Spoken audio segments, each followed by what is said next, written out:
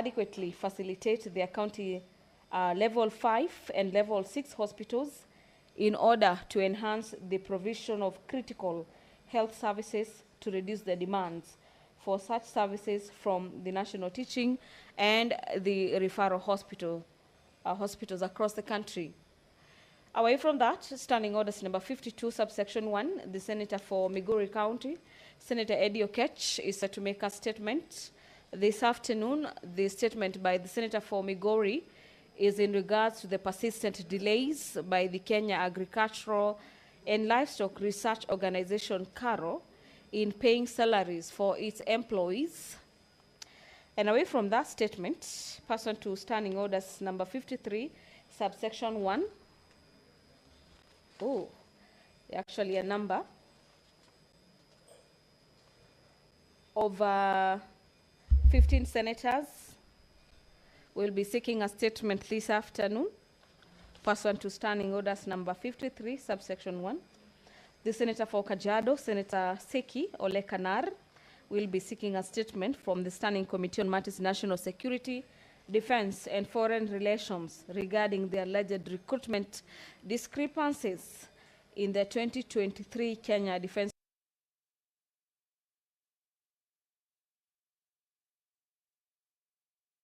Forces recruitment exercise.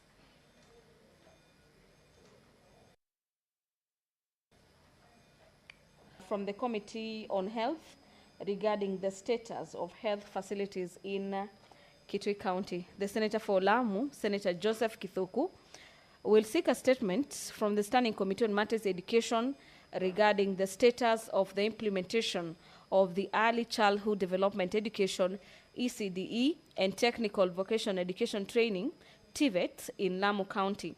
The Senator for Lamu has the other statement that he is set to seek this afternoon from the Standing Committee on Matters Health regarding the operationalization of Kiongwe and Mikinduni dispensaries in Lamu County. Closing that chapter for senators, actually 20 senators, is Senator Beatrice Ogola, who is set to seek a statement from the Standing Committee on Matters Labor and Social Welfare regarding concerns of violation. Clerk, read out the first order. Order number 1, administration of oath. Order number 2, communication from the chair.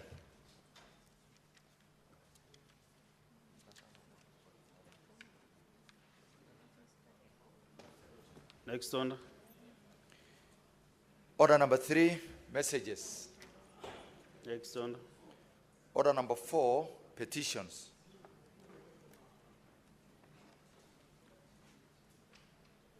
Yes, Senator Rumene.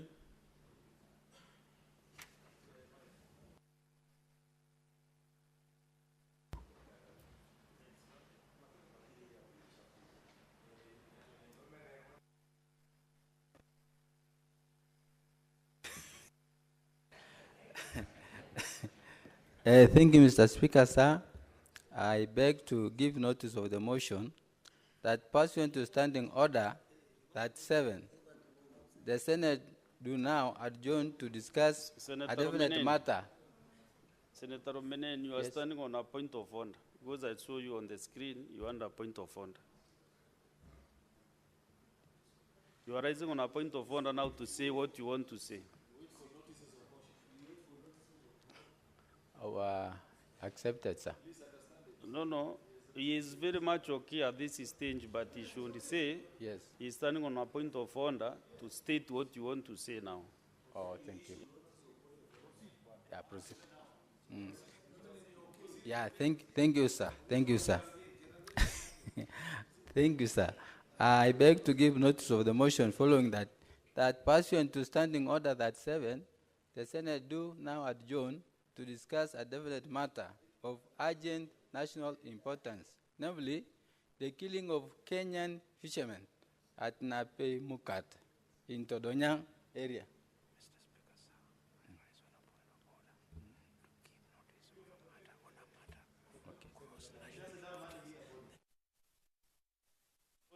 Why are you interrupting for Turkana County?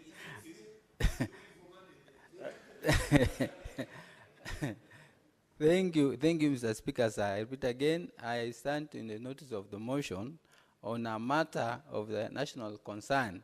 Mr. Speaker, sir, I beg to give notice of motion, motion that pursuant to Standing Order 37, the Senate do adjourn to discuss a definite matter of urgent national important concern, namely the killing of Kenyan fishermen at Napeimukat in Todanyang area on Saturday, 22nd February 2025, that allegedly left at least 22 Kenyans unaccounted for and 15 boats belonging to Kenyan fishermen stolen. Thank you, Mr. Speaker, sir. Thank you.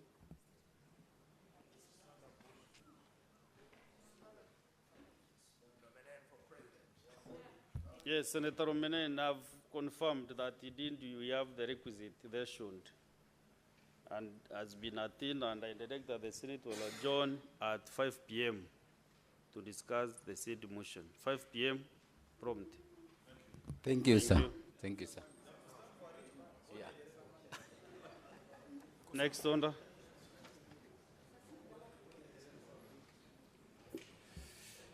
Order number 5, papers. The end of the majority party. What is the point of order, Senator Kisang? Just a minute, Senator Majority Leader. But is it allowed, Mr. Speaker? Maybe point of clarification, not even a point of Because order. a rich man has just spoken. How can Kisang speak after? This is Honorable Speaker, I've heard that you've said the motion of adjournment that you've slotted it for 5 p.m. I thought as a House we had agreed that today's at 5 p.m. we'll be at our colleagues, the late Senator Jeptumo, for a service. And senators are the ones who are going to lead the service. So I don't know what the arrangement that we have. Senator Kisang, this House will adjourn at 6:30 p.m. Whatever activities we have, we just do everything that is possible. But the House, according to me, will adjourn at 6:30 p.m. So at 5 p.m., a decision will be made in one or the other. Yeah, so let us proceed. Next order. Oh, majority leader.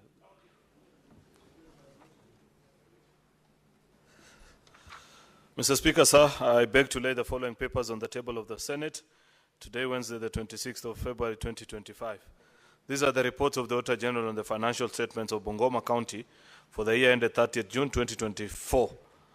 County Executive of Bungoma, County Assembly of Bungoma, County Revenue Fund, County Government of Bungoma, Receiver of Revenue, Revenue Statements, County Government of Bungoma, Bungoma County Assembly members, and Car Loan Mortgage Fund, Bungoma County Youth and Women Empowerment Fund, Bungoma County Education Support Scheme, Bungoma County Assembly Employee Car Loan and Mortgage Scheme Fund, Bungoma County Disaster and Emergency Management Fund, Bungoma County Trade Development Loans Fund, Bungoma County Climate Change Fund, Bungoma Municipality, Bungoma County Referral Hospital, Kimilili Municipality, Kimilili Sub-County Hospital, Cheptais Level 4 Hospital, Sirisia Level 4 Hospital, Webuye Level 4 Hospital, Bokoli Sub-County Hospital, Bokoli Sub-County Hospital, County Government of Bungoma, for the year ended 30th June 2023, Bokoli Sub-County Hospital, County Government of Bungoma, for the year ended 30th June 2024, Mount Elgon Sub-County Level 4 Hospital, Bumula Sub-County Level 4 Hospital, Chwele Sub-County Hospital, Naitiri Sub-County Hospital, County Government of Bungoma, for the year ended 30th June 2022, Naitiri Sub-County Hospital, County Government of Bungoma, for the year ended 30th June 2023, Naitiri Sub-County Hospital, County Government of Bungoma, for the year ended 30th June 2024, Nzoia Water and Sewerage Company Limited, reports of the Auditor General on the financial statements of Busia County for the year ended 30th June 2024, County Executive of Busia, County Assembly of Busia, County Revenue Fund, Receiver of Revenue Statements, Busia County Health Services Fund, Busia County Agricultural Development Fund, Busia County Public Officers Revolving Fund, Busia County Assembly Revolving Fund, Busia County Emergency Fund, Busia County Education Support Scheme, Busia County Cooperative Enterprise Development Fund, Busia County Alcoholic Drinks Control Fund, Busia County Trade Development Revolving Fund, Busia County Climate Change Fund, Busia Water and Sewerage Company Limited. Mr. Speaker, I beg to lay.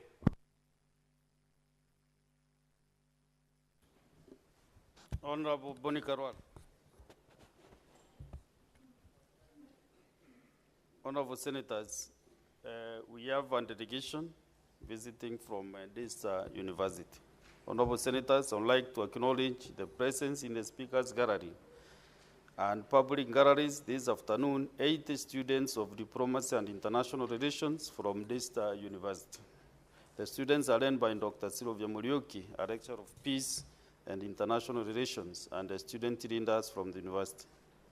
They are in the Senate for a one-day academic exposition. Honorable Senators, I request the lecturer and the student leaders seated in the Speaker's Gallery to stand when called out so that you may be acknowledged in the Senate tradition.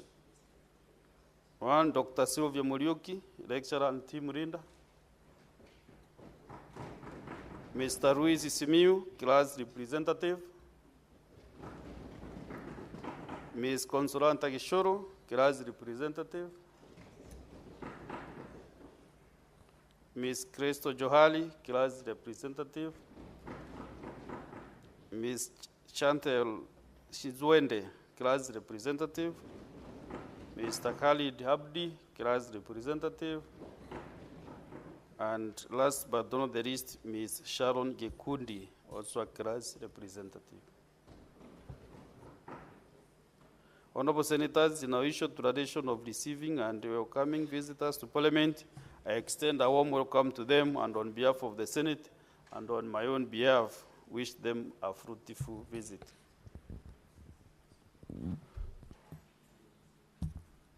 This university is in two counties, in the county of Nairobi and Machakos County. Senator representing Nairobi County.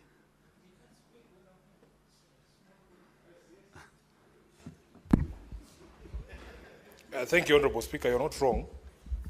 Daystar has two campuses, one in Nairobi and another one in You should Machakos. choose your neighbors wisely. By all accounts, Honorable Chair, you know, I didn't choose Halwale to sit here. He usually doesn't sit here. But there are some issues regarding the community that we were discussing. And we are done. Halwale should resume his seat now. Honorable Speaker, as you rightly put it, Daystar University has two campuses, one in Nairobi and another one in Athi River. The main one actually is in Athi River in Machakos County. But it is widely acknowledged that Machakos County is Nairobi's bedroom. That's what they call it. So it is in order that I welcome the delegation to Daystar, to the Senate from Daystar. I have a history with this campus, Honorable Speaker. At least the Nairobi campus has fantastic facilities. I remember when the first time I ran for Senate, Nairobi, Daystar University organized a debate for senatorial candidates, and it was the only debate for all the Senate seats. I don't remember anybody else having a Senate debate, because most of the debates were happening at the level of the governors going forward. And at that time, there was a young man called Alois Otieno, who was the president of the student body. And I continued to mentor that young man. I would want him also, Honorable Speaker, to come and be the senator of Nairobi at some point, because I have been very consistent that I will not be the senator of Nairobi forever. And I am sure our colleagues agree that we must also mentor the young generation to also come and join us here. So I want to take this opportunity to welcome you to this Senate. I hope that some of you look like my voters, because, Honorable Speaker, you can tell a voter in Nairobi from very far. And I don't mean to disrespect any other voter from anywhere else. So I want to say thank you, and I hope that every day I do you proud as your senator. I hope that you will have a good visit, enjoy yourselves, and if there's anyone in this Senate who you would want to shake their hand out there, you let me know. I will make sure that I put in a good word for you, including the Speaker himself, so that when we go out there, we can shake hands and pass niceties to each other. I thank you, Honorable Speaker. Thank you, Senator Sifuna. I also want to notify them that they are the best university, this university. My son went through that university and did international relations and security studies. And I can see he is not in boundary of wherever he is. So I want to encourage the students also to take up their positions rightly.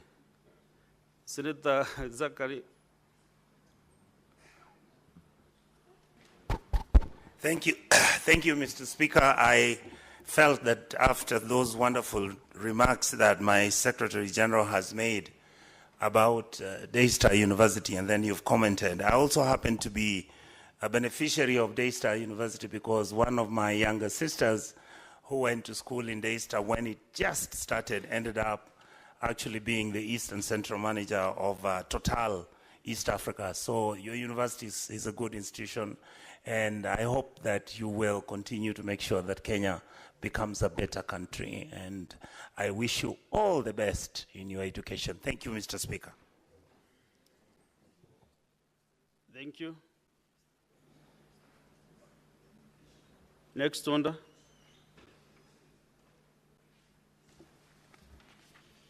Order number 6, notices of motion. Senator Jones Mwaruma was to give a notice of the motion. Maybe has he delegated to you that duty, Senator Onyonka? You want to read it for him? To give the notice of motion? Okay.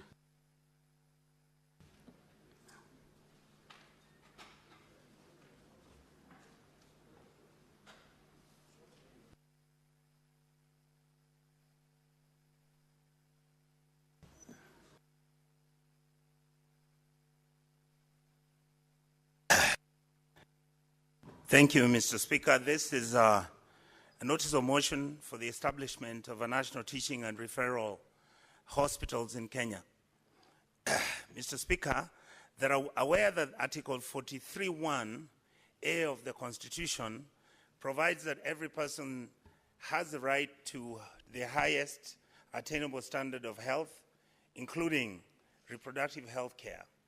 Noting that in Kenya we have 5 national teaching and referral hospitals, with Kenyatta University Research and Teaching Hospital in Kiambu County and Moi Teaching and Referral Hospital in Eldoret, Uasin Gishu County, being the only ones outside Nairobi County.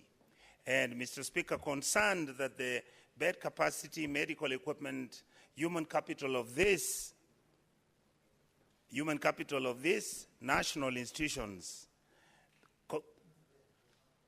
I repeat, Mr. Speaker, concerned that the bed capacity, medical equipment, and human capital of these national teaching and referral hospitals are not sufficient to absorb all the patients seeking specialized treatment, and further concerned that many Kenyans with critical health conditions travel long distances in order to access specialized services in Moi Teaching and Referral Hospital in Eldoret and in Nairobi, where the other 4 national teaching and referral hospitals are located, leading to high cost of travel, augmented disease, and in some cases, deaths on the way. Now, we therefore seek the Senate, 1, the Ministry of Health to establish national teaching and referral hospitals in the coast, eastern, northeastern, Nyanza, and western regions. Number 2, fully make sure that these national teaching and referral hospitals are equipped with modern equipment and equipment services, medical supplies, and personnel. And third, Mr. Speaker, county governments to allocate more funds to their respective health dockets to adequately facilitate their county level 5 and level 6 hospitals in order to enhance provision of critical health services to reduce the demand for such services from the national teaching and referral hospitals. Thank you, Mr. Speaker. Thank you. Next order, clerk. Order number 7, questions and statements. We have 2 statements understanding under 52.1. Senator Andy Okech.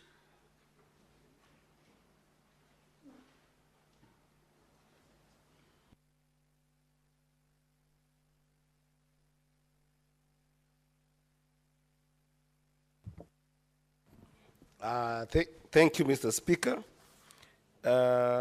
This is a statement on the persistent delay by the Kenya Agricultural and Livestock Research Organization, KALRO, in paying staff salaries.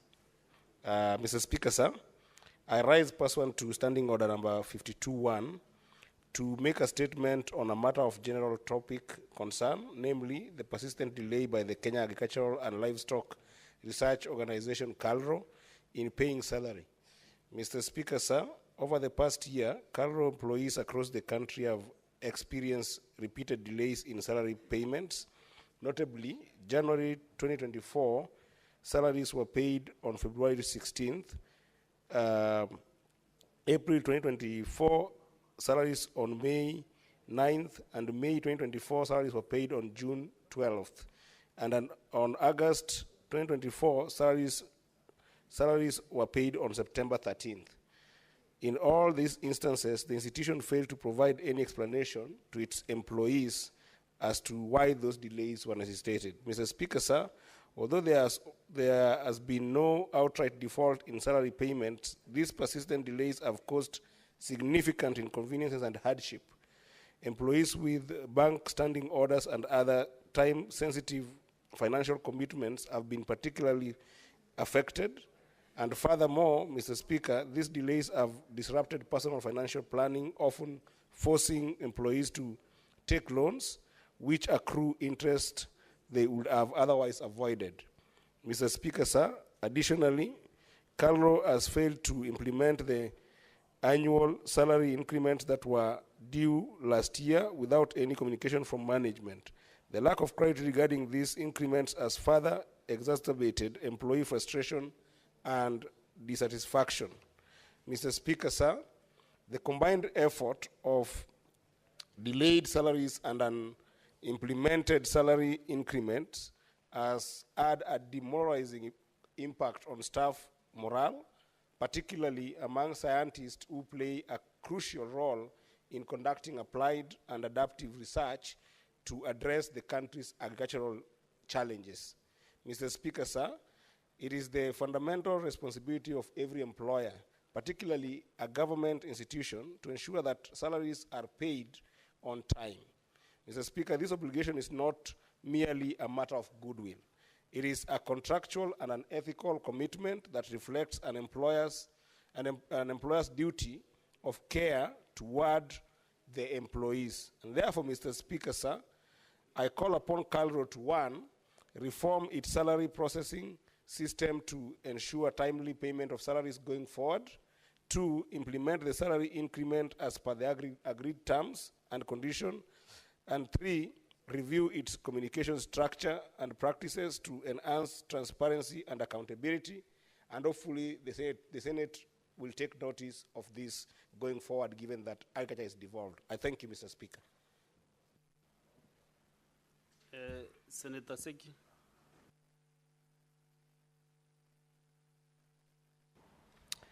Thank you, Honorable Speaker. A statement on the recognition of the service of late Mr. Samuel Kaitoi. Honorable Speaker, I rise pursuant to Standing Order 52.1 to make a statement on a matter of national and international concern, namely the recognition of the service of the late Mr. Samuel Kaitoi, a young police constable who died on the line of duty while serving as part of the Kenyan-led and United Nations-backed multinational security support mission to Haiti. Mr. Speaker, sir, first and foremost, I wished to express my heartfelt sympathy and condolences to the family and friends of the late Mr. Kaitoi during this difficult time. Mr. Kaitoi was a committed and courageous officer who made a ultimate sacrifice to the service of both his country and Haiti, where he was working tirelessly to help restore peace. Mr. Speaker, sir, Mr. Kaitwai tragically lost his life on the Saturday, 23rd February 2025 after being shot during a security operation in response to a distress call from residents of Port Soudan area in Haiti, who had been suffering under the control of heavy armed gangs.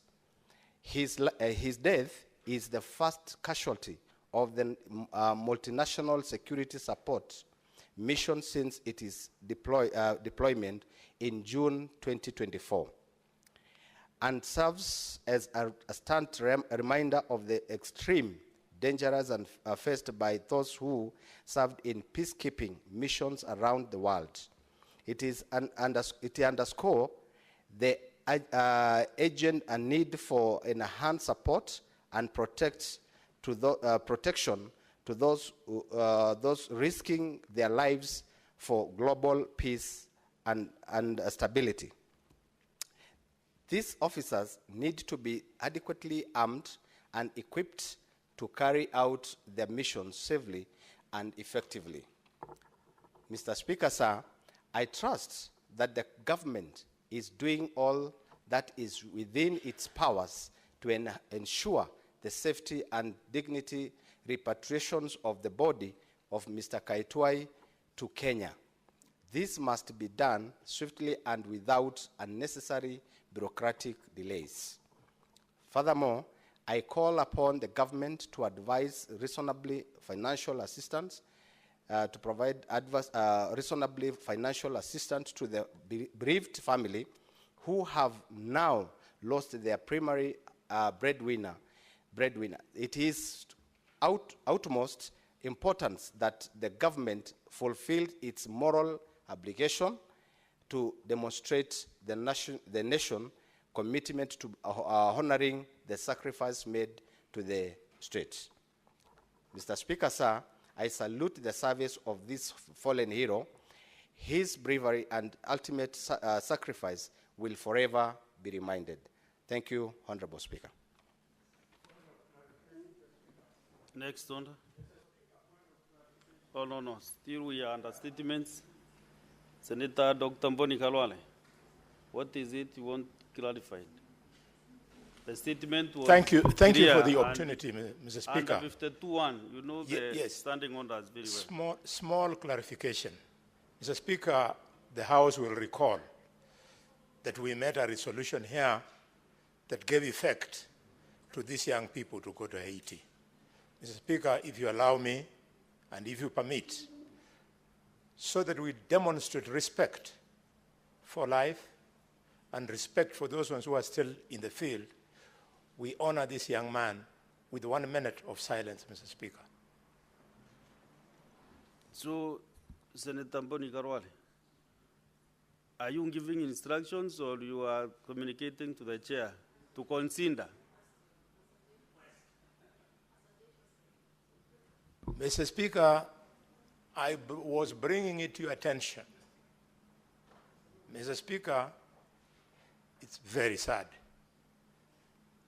If we had had more time to intervene in these statements, Mr. Speaker, I would have asked the government not only to underwrite the costs as requested for the senator. Now you have no opportunity to do that. But Mr. Speaker, I would have asked for full compensation. Can you put the request properly? Yes, so my request, Mr. Speaker, is two things. One, if you allow, request the House to observe 1 minute of silence. That's enough. No two requests, only one na is ile ya enough for pili. this afternoon. So, honorable senators, let us stand and observe a 1 minute silence to honor the departed police officer. Wake up the majority leader. We are standing up.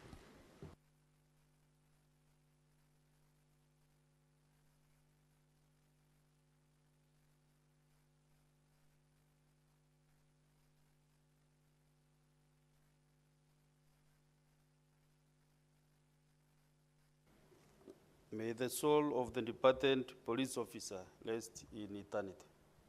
Amen.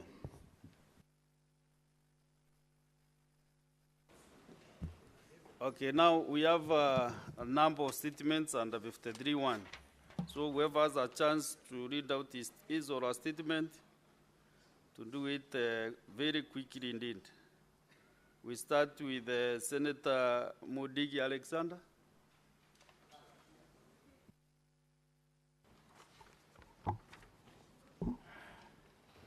Request for statement on the administrative challenges in the Social Health Authority. Mr. Speaker, sir, I rise person to standing order 53.1 to check a statement from the Standing Committee on Health regarding the administrative challenges affecting the operation of the Social Health Authority, sir. Mr. Speaker, sir, on 12 November 2024, the acting chief executive officer for SAR was suspended for 19 days to allow investigations into his contract and performance. The prolonged vacancy in this critical leadership position has raised concerns among key stakeholders, including patients, staff, and the general public. In the statement, the committee should, 1, explain the reasons for the delay in appointing the CEO of the SAR and provide a timeline for the expected appointment. 2, provide details on the cause of the administrative challenges affecting the payment of outpatient claims. And 3, state the ministry plans to permanently address these challenges, including proposed solutions, implementation, timelines, and allocated funding. Senator Dr. Alexander Munyimondigi, Embu County. Next, Senator Esther Okenyuri, MP.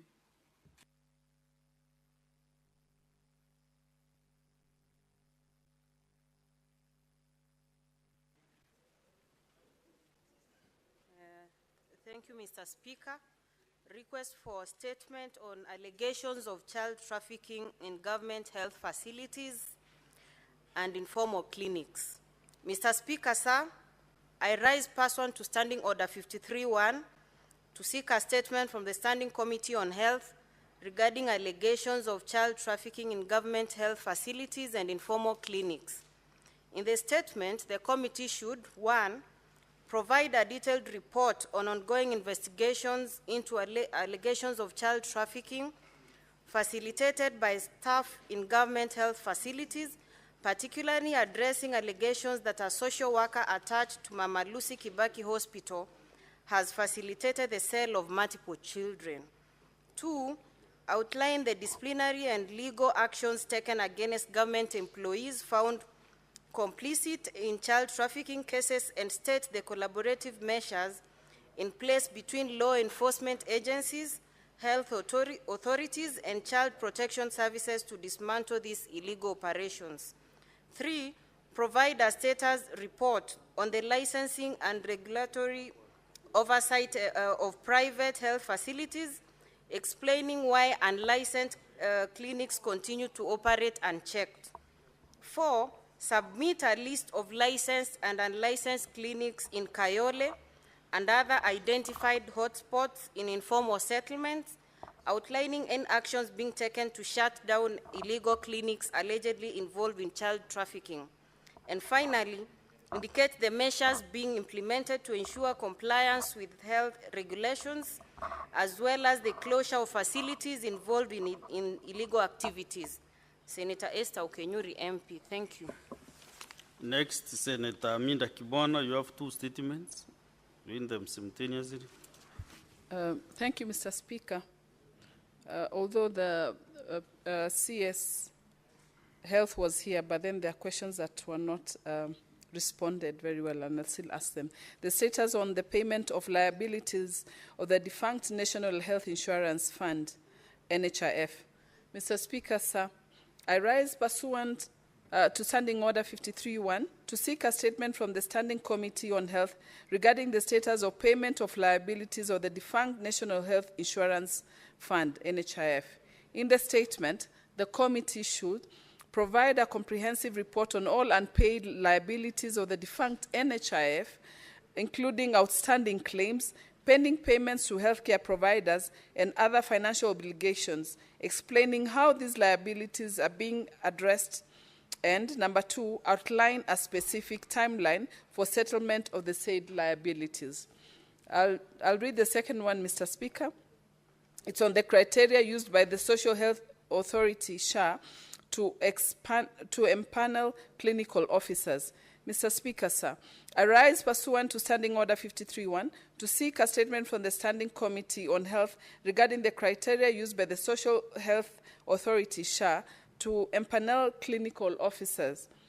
Mr. Speaker, sir, concerns have been raised that SHA only recognizes clinical officers affiliated with the Kenya Medical Practitioners, Pharmacists and Dentists Union, KMPDU, leaving out the rest, including those affiliated with the Kenya Union of Clinical Officers, KUCO, KUCO.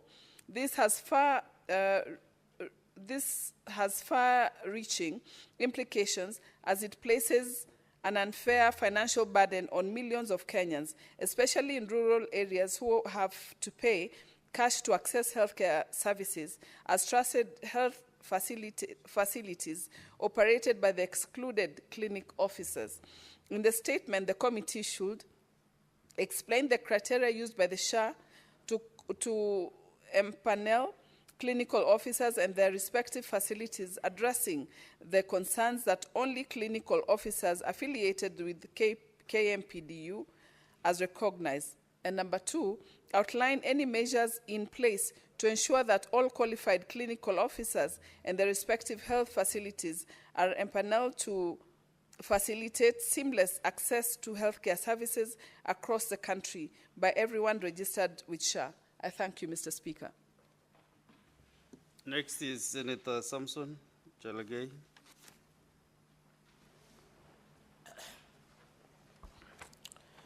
Thank you, Mr. Speaker. Sir, request for a statement on the heated verbal exchange and altercation between employee of Kenya Airways KQ and a Nigerian passenger. Mr. Speaker, sir, I raise pursuant to Standing Order 53.1 to seek a statement from the Standing Committee on Trade, Industrialization and Tourism regarding the heated verbal exchange and altercation between the employee of Kenya Airways KQ and Nigerian passenger at Jomo Kenyatta International Airport, JKIA, on 3rd February 2025.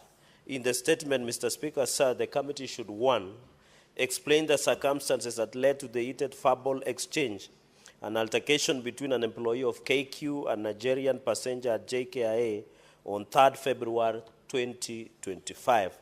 Number 2, Mr. Speaker, provide an update on investigations into the matter, explaining what is being done by the government and the KQ to ensure the incident does not cause the airline to be blacklisted or subjected to fines by other jurisdictions.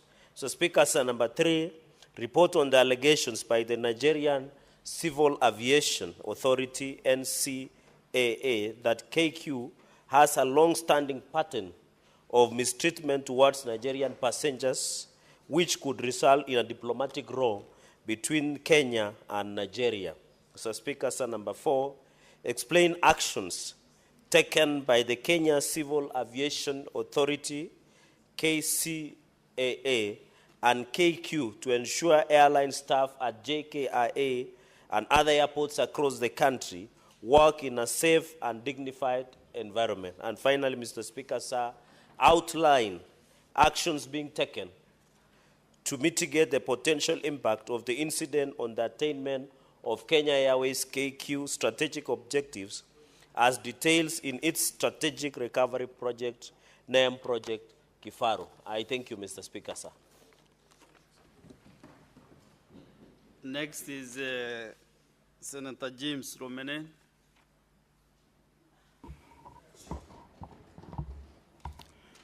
Thank you, Mr. Speaker, sir.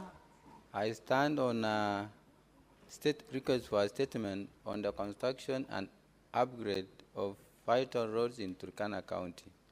Mr. Speaker, sir, I rise pursuant to Standing Order 53-1 to seek a statement from the Standing Committee on Roads, Transportation, and Housing regarding the construction and upgrade of Lomut Lokwamosing, bracket B18, and Ginyang Lokori Lokicher Road, bracket A10, roads in Turkana County. Mr. Speaker, sir, these roads are vital for opening of Turkana County to the rest of Kenya and play a key role in facilitating access to market, health care, education, and other vital services for the Turkana people. Despite their importance, these roads are still earth roads in many sections and are often rendered impassable by heavy rains. In the statement, the committee should, 1, explain delay in implementing the Ginyang Lokori Lokicher A10 and Lomut Lokwamosing B18 road construction projects whose designs were completed in 2013 and 2016 respectively. 2, clarify whether the update of tender documents, design review and review of the environmental and social impact assessment and economic feasibility study reports for the project has been done, and if not, provide timeline within which this will be done. 3, provide a timeline for the commencement and completion of the projects, outlining measures put in place to ensure timely implementation. And 4, outline any steps the government is taking to address the potential adverse impacts of the projects as identified during the environmental and social impact assessment. You have 2 statements. Yes, sir. Proceed Yes. and read the other one. Okay. Thank you, Mr. Speaker. I request a statement on surging waters of Lake Turkana in Turkana County. Mr. Speaker, sir, I rise pursuant to Standing Order 53-1 to seek a statement from the Standing Committee on National Security, Defense, and Foreign Relations regarding the effort caused by surging waters of Lake Turkana in Turkana County. Mr. Speaker, sir, the alarming rise in water levels in Turkana County has submerged homes, roads, schools, and health facilities, displaced countless families, destroyed farmlands and grazing areas, and disrupted livelihood dependent on fishing and trade. Additionally, the increased presence of crocodiles has turned the lake into a danger zone with multiple fatal attacks reported. It is deeply concerned that despite the severity of crisis, no comprehensive assessment report has been presented by the relevant authority. The Kenya Meteorological Department has yet to provide an updated advisory on factors contributing to this unprecedented rise.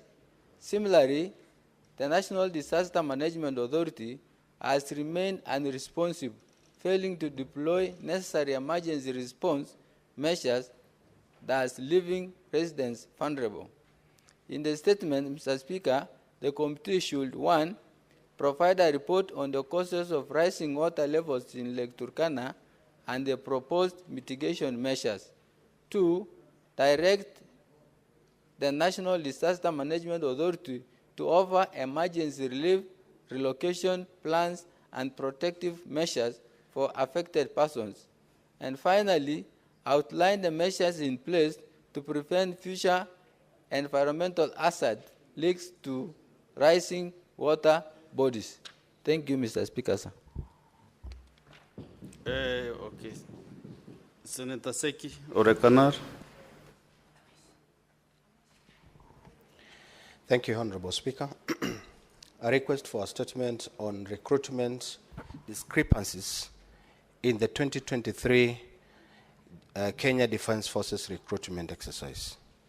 Mr. Speaker, sir, I rise pursuant to Standing Order 53-1 to seek a statement from the Standing Committee on National Security, Defence and Foreign Relations regarding a regularity observed during the 2023 Defence Forces recruitment exercise, particularly affecting Ruben Ngige Modhoni, ID number 36754818, a resident of Ngaimurunya Ward, Kajiado North, Sub-County, Kajiado County. Mr. Speaker, sir, during the recruitment exercise at Ngong Stadium, the complainant was shortlisted and issued with a confirmation letter to report to the recruitment center. However, despite having his biometric and identification documents taken, he has never received any further communication, nor has his identification card been returned. In the statement, the committee should provide a list of candidates by name, nationality, nationality card, home county, and sub-county who were selected across all recruitment centers during the 2023 National Recruitment Center in the country. Obtain and review the final list of successful candidates who have completed training at the Defense Academy, including details of their respective posting. Cause an inquiry into circumstances under which the complainant was issued with a recruitment letter differing in content from that of his peers, particularly regarding the acknowledgement of ID and ID card retentions, and examine the protocol followed during the collections of identification documents and fingerprints, and determine whether the procedure was informally applied to all candidates. Thank you, Honorable Speaker. Thank you. The statement by Senator Milaj Abdullahi, she has delegated that responsibility to Senator Minda Kibwana, and also Senator Geduku has done the same to Senator Minda. So Senator Minda Kibwana, you read the statements, one statement for Senator Miraj, and the two statements for Senator Joseph Geduku.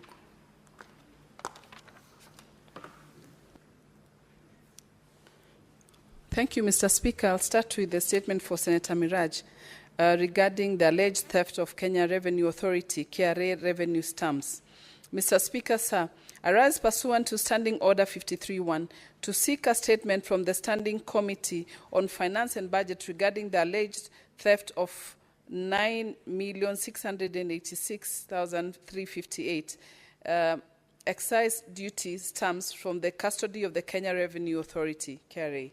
Mr. Speaker, sir, this alarming incident has put the spotlight on issues like consumer safety, public health risk, tax evasion, and market integrity, raising urgent concerns about the proliferation of counterfeit goods. It should be noted that counterfeit excise duty stamps allow illicit trade to flourish, affecting not only the economy but only the well-being of Kenyans. Mr. Speaker, sir, this House will appreciate that the alleged theft revenue stamps at KRA is not an isolated case.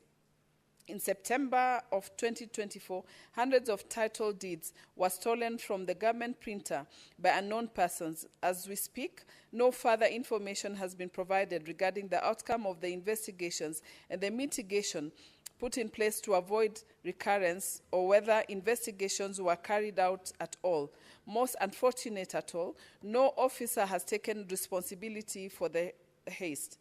In the statement, the committee should investigate and report to the Senate the possible existence of tax evasion ring that may have infiltrated the Kenya Revenue Authority KRA systems, putting into jeopardy the government's tax collection measures. Number 2, outline any measures by KRA to mitigate the infiltrations of its system that is prone to sabotage, resulting in flooding the Kenyan market with counterfeit dangerous goods that have adverse health risks to Kenya. And number 3, furnish the statement with a report regarding the safety of goods sold in the market, any firewalls erected by the KRA against tax cheats, and most importantly, the actions that will be taken against the masterminds of the heist, as well as any strategies to guard against a repeat of a similar occurrence in future. Senator Miraj Abdallah, nominated senator. I'll proceed with 2 statements from Senator Githuku, Lamu Senator. One is regarding the status of early childhood development education and technical and vocational education and training, TVET in Lamu. Mr. Speaker, sir, I rise pursuant to Standing Order 53.1 to seek a statement from the Standing Committee on Education regarding the status of implementation on early childhood development education, ECDE, and technical and vocational educational and training, TVET, in Lamu County. In the statement, the committee should provide an update of the total ECDE enrollment rates in Lamu County and estimated cost of providing adequate school infrastructure and learning materials for ECDE centers from year 2022-2023 to date. Outline, number 2, outline the annual budgetary allocation of the education sector from financial year 2022-2023 to date, specifying the allocation and expenditure for ECDE programs, county vocational training centers, and the recently scrapped county bursaries and scholarships. Number 3, state measures taken by the county government of Lamu to ensure ECDE learning environments are adequately resourced with teaching and learning materials as well as necessary facilities to support a conducive learning atmosphere. Senator Joseph Githuku, Senator for Lamu County. Number 2, it's regarding the operationalization of Kiongwe and Mikinduni dispensaries in Lamu County. Mr. Speaker, sir, I rise pursuant to Standing Order 53.1 to seek a statement from the Standing Committee of Health regarding the operationalization of Kiongwe and Mikinduni dispensaries in Lamu County. In the statement, the committee should, 1, provide details on the state Kiongwe and Mikinduni dispensaries in Lamu County, explaining why the dispensaries are still non-operational despite completion of construction works. Number 2, set when the dispensaries will be made operational, outlining measures put in place by the county government of Lamu to ensure that the dispensaries are adequately staffed with qualified medical personnel and provide with the necessary medical equipment and supplies. Number 3, explain what the county government is doing to ensure that residents of Kiongwe and Mikinduni areas have access to quality healthcare services as provided for all in Article 43(1)(a) of the Constitution, pending the operationalization of the dispensaries. Senator Joseph Githuku, MP Senator for Lamu. I thank you, Mr. Speaker. Okay, good. Next is Senator for Taita Taveta County, Senator Jones Mwaruma.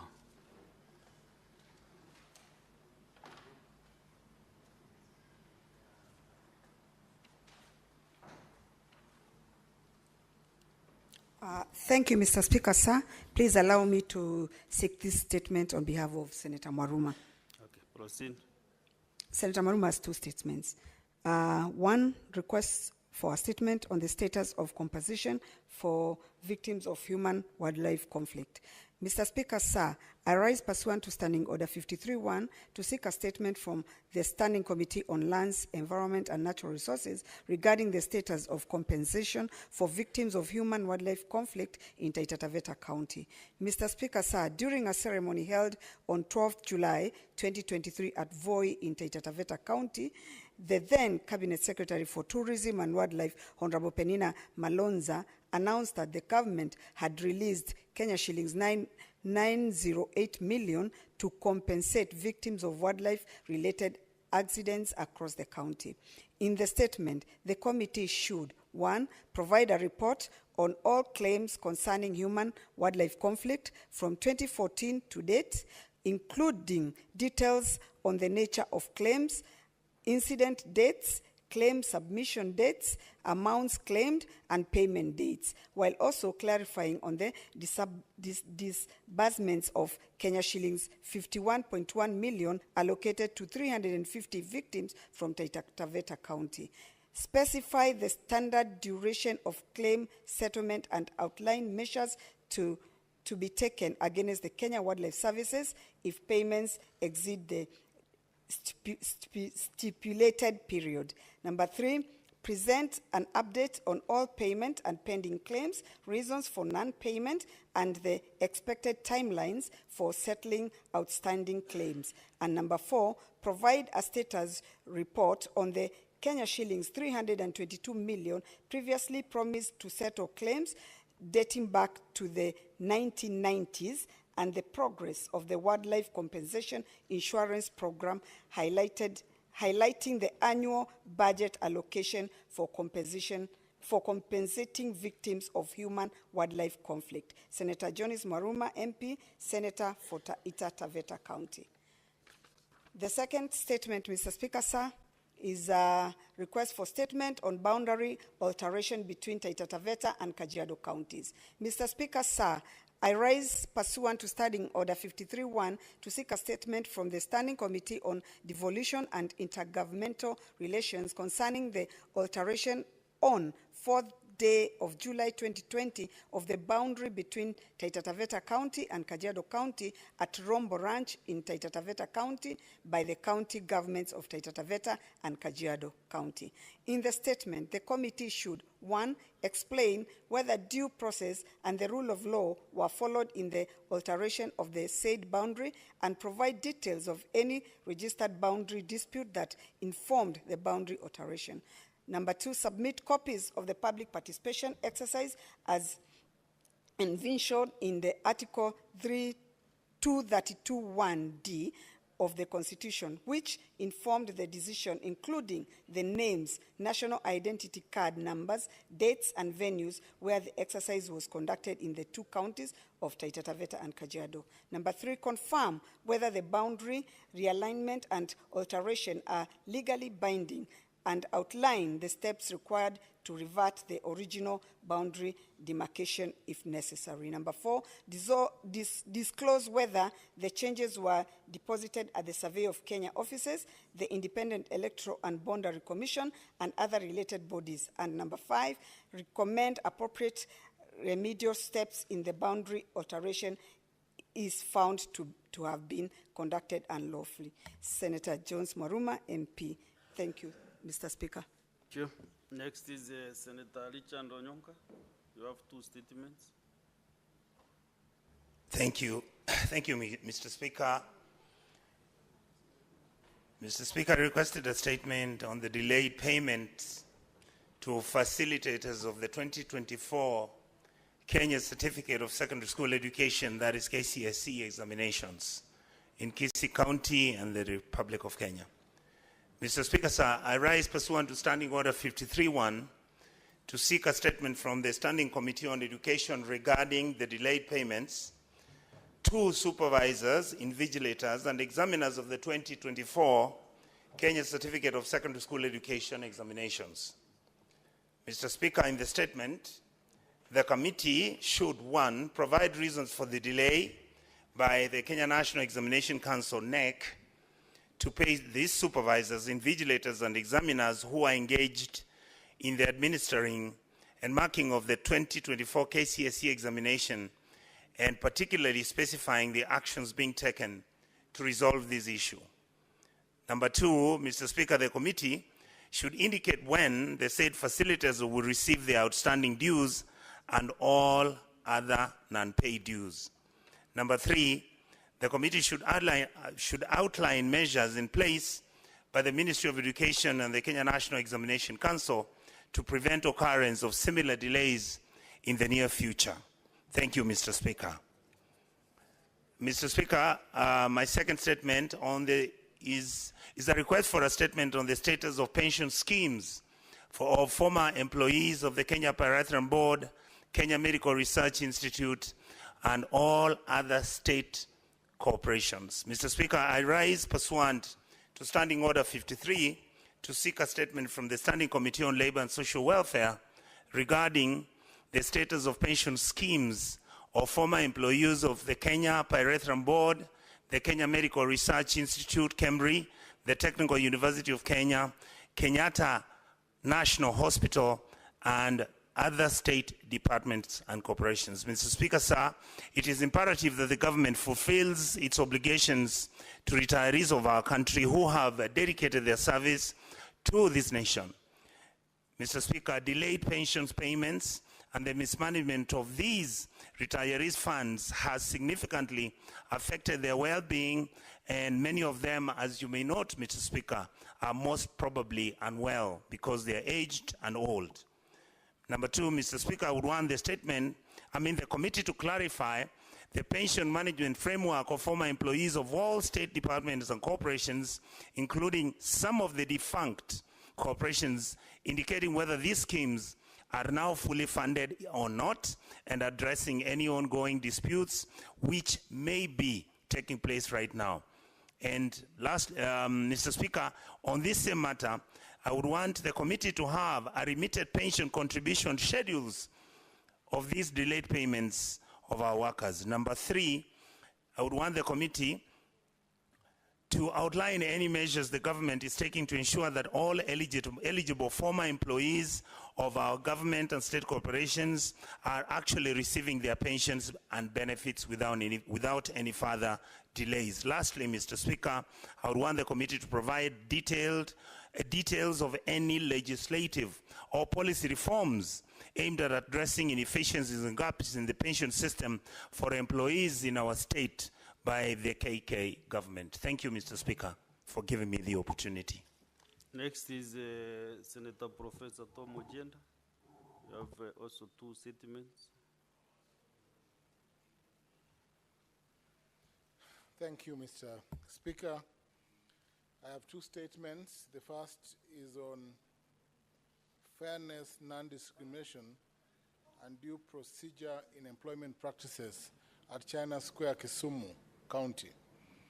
Mr. Speaker, I rise pursuant to Standing Order 53-1 to seek a statement from the Standing Committee on Labor and Social Welfare regarding concerns over alleged unfair labor practices, ethnic profiling, and violation of labor laws at China Square, Kisumu County.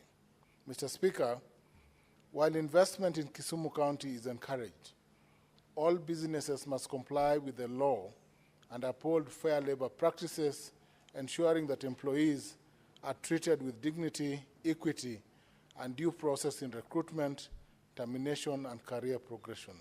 In the statement, the committee should, 1, provide information on the number of employee complaints received by the Ministry of Labor and Social Protection from China Square, Kisumu, since its establishment and how they've been addressed. 2, confirm whether the ministry has investigated the alleged labor rights violations at China Square, Kisumu, and provide details of their findings. 3, highlight any steps taken to ensure that China Square adheres to the Employment Act 2007, particularly regarding fair treatment, lawful termination, non-discrimination, and promotion of employees. 4, explain the mechanisms in place to protect affected employees from retaliation and ensure that their grievances are fairly resolved. And lastly, state the measures the government is taking to prevent similar labor rights violations by foreign-based businesses operating in Kenya. Mr. Speaker, my second statement is on Miwani Sugar Company and the payment of outstanding salary arrears to workers. Mr. Speaker, I rise pursuant to Standing Order 53 to seek a statement from the Standing Committee on Agriculture, Livestock and Fisheries regarding the stalled revival of Miwani Sugar Company and the long-standing issue of workers' unpaid salary arrears. Mr. Speaker, Miwani Sugar Company, one of Kenya's earliest sugar mills established in 1922, was placed under receivership in February 2001. This led to the retrenchment of 50 workers. What was initially intended as a temporary 90-day leave has now extended to over 26 years, leaving former employees in financial stress and leaving farmers struggling due to collapse of the sugar supply chain. Despite multiple plans to revive it, protracted legal battles over land ownership, government inaction, and lack of investment have stalled any meaningful progress. In the statement, the committee should, 1, state the total salary arrears owed to former employees of Miwani Sugar Company and indicate a timeline for the payment of the said arrears. 2, assess the socio-economic impact of the prolonged salary delays on the affected workers, their families, and the Miwani community, and outline specific remedial measures being implemented to mitigate these effects. 3, provide an update on the status of legal disputes over land belonging to Miwani Sugar Company and explain any steps the government is taking to resolve these cases to facilitate revival efforts. 4, disclose whether the government has engaged any strategic investor or partners to support the revival of Miwani Sugar and outline the proposed timelines for implementation. And lastly, detailed policy reforms considered in the short, medium, and long term to prevent future mismanagement and ensure the sustainability of the sugar sector in Kenya. Thank you, Mr. Speaker. Thank you. There are two statements by Senator Wambua Enoch.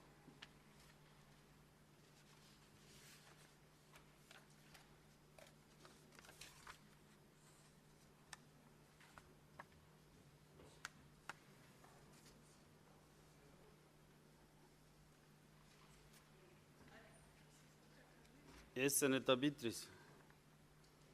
You know I'm posing for you to make some decision, because I can see, you know, the consequences of dropping any business here. You made a resolution in Naivasha. Proceed.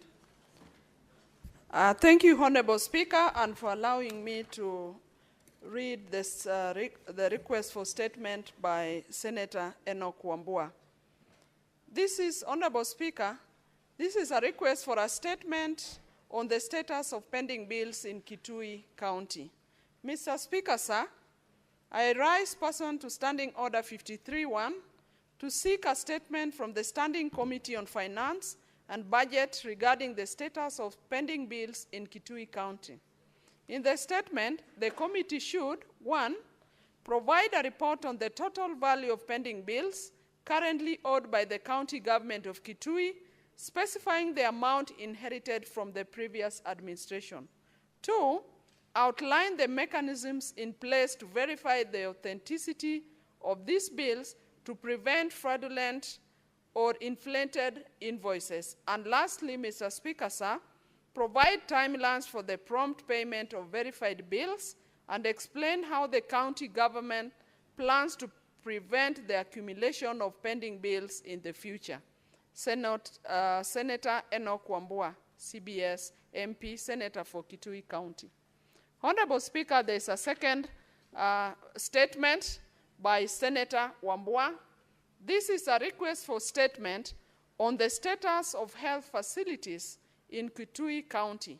Mr. Speaker, sir, I rise pursuant to Standing Order 53-1 to seek a statement from the Standing Committee on Health regarding the status of health facilities in Kitui County. In the statement, the committee should, 1, provide the total number of health facilities in the county, categorized by classification and indicate which are operational and which are non-operational. 2, explain the reasons for the frequent shortage of essential drugs and the inefficiencies in their distribution across county public health facilities. 3, list the number of staff working under the county health department with year-by-year data from 2013 to date. 4, outline the annual county budget allocation for the health department from 2013 to date. And lastly, Mr. Speaker, sir, disclose the total amount of revenue generated from health facilities as part of the county's own source revenue from 2013 to date. Senator Enoch Wambua, MP, Senator for Kitui County. Thank you, Mr. Speaker, sir. There is also a statement by Senator Beatrice Ogora.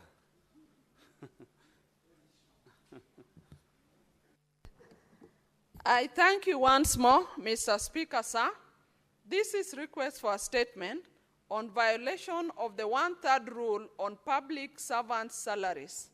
Mr. Speaker, sir, I rise pursuant to Standing Order 53-1 to seek a statement from the Standing Committee on Labor and Social Welfare regarding concerns over tax regimes that have led to a growing trend where public servants are receiving salaries that violate the provisions of the Human Resource Policies and Procedure Manual on the 1/3 basic rule.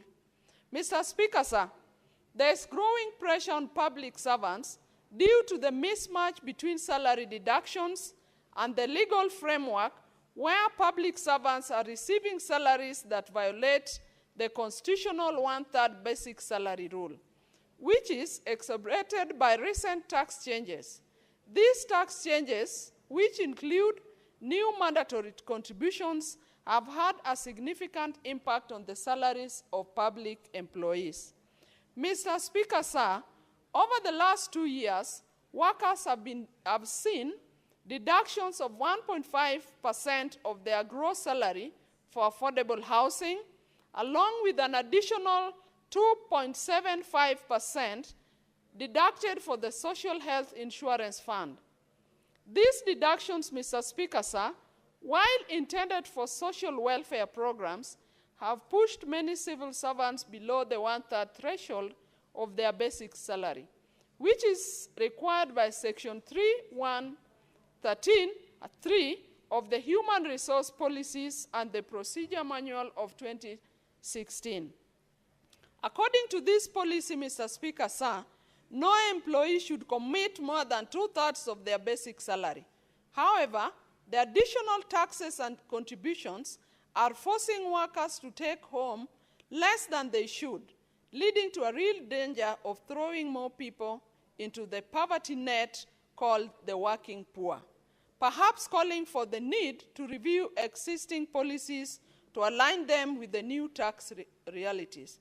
Mr. Speaker, sir, in the statement, the committee should, 1, state any measures the Ministry of Labor and Social Protection and Public Service and Human Capital Development have taken to safeguard the financials as well as the psychological well-being of all public servants, including county government workers, whose financial plans are adversely affected by the taxes and levies on salaries that have remained unchanged. And 2, explain the plans in place to cushion police officers, teachers, and all government employees against probable disciplinary actions as a result of being seen to have violated the 1/3 salary threshold as required by the Employment Act. And lastly, Mr. Speaker, sir, state any plans by the ministry to review the existing policies to align them with the new tax realities. Thank you, Mr. Speaker, sir. So, honorable senators, I want to put the question on the number 8, and then I come back to give a few members to give comments on the statements. So, clerk, next order. Order number 8, motion. Variation of the resolution of the Senate on the report of the Committee of Powers and Privileges on the conduct of Senator Gloria Orwoba, MP. So, Honorable Senators, this matter does not concern counties, and therefore it is a question shouldn't be put. But then, Clerk, can you confirm whether you have quorum? It is nowadays a requirement.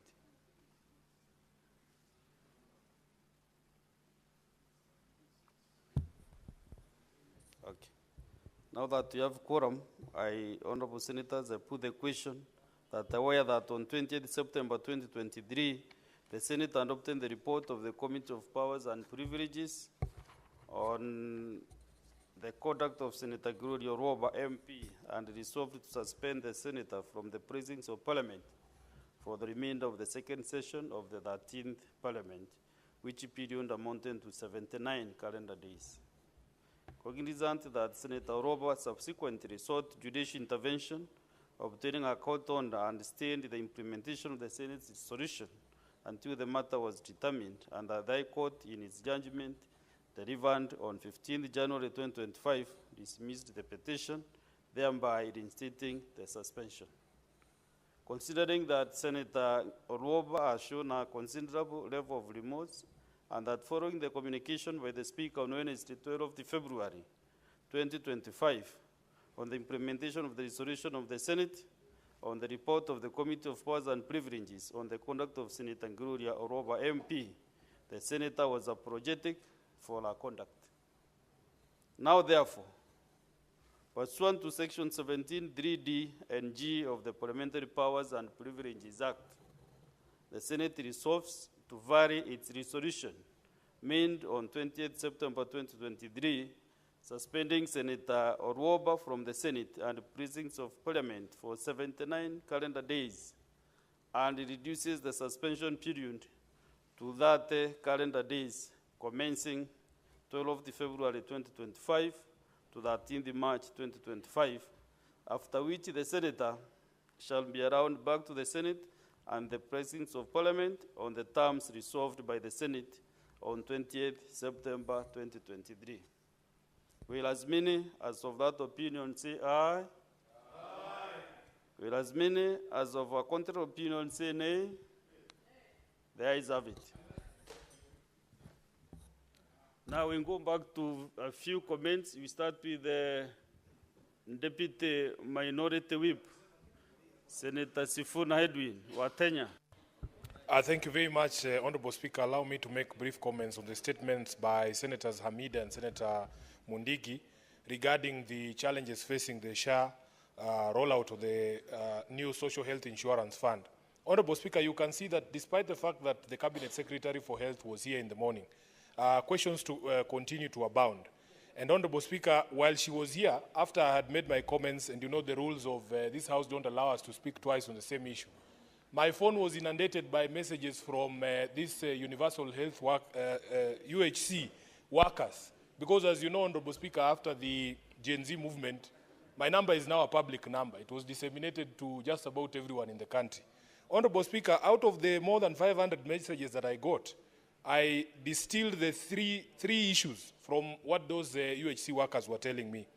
And these are matters that I think the committee now has to have a very intimate session, both with the leadership of the ministry and even these UHC workers themselves, Honorable Speaker, so that we get to the bottom of these matters.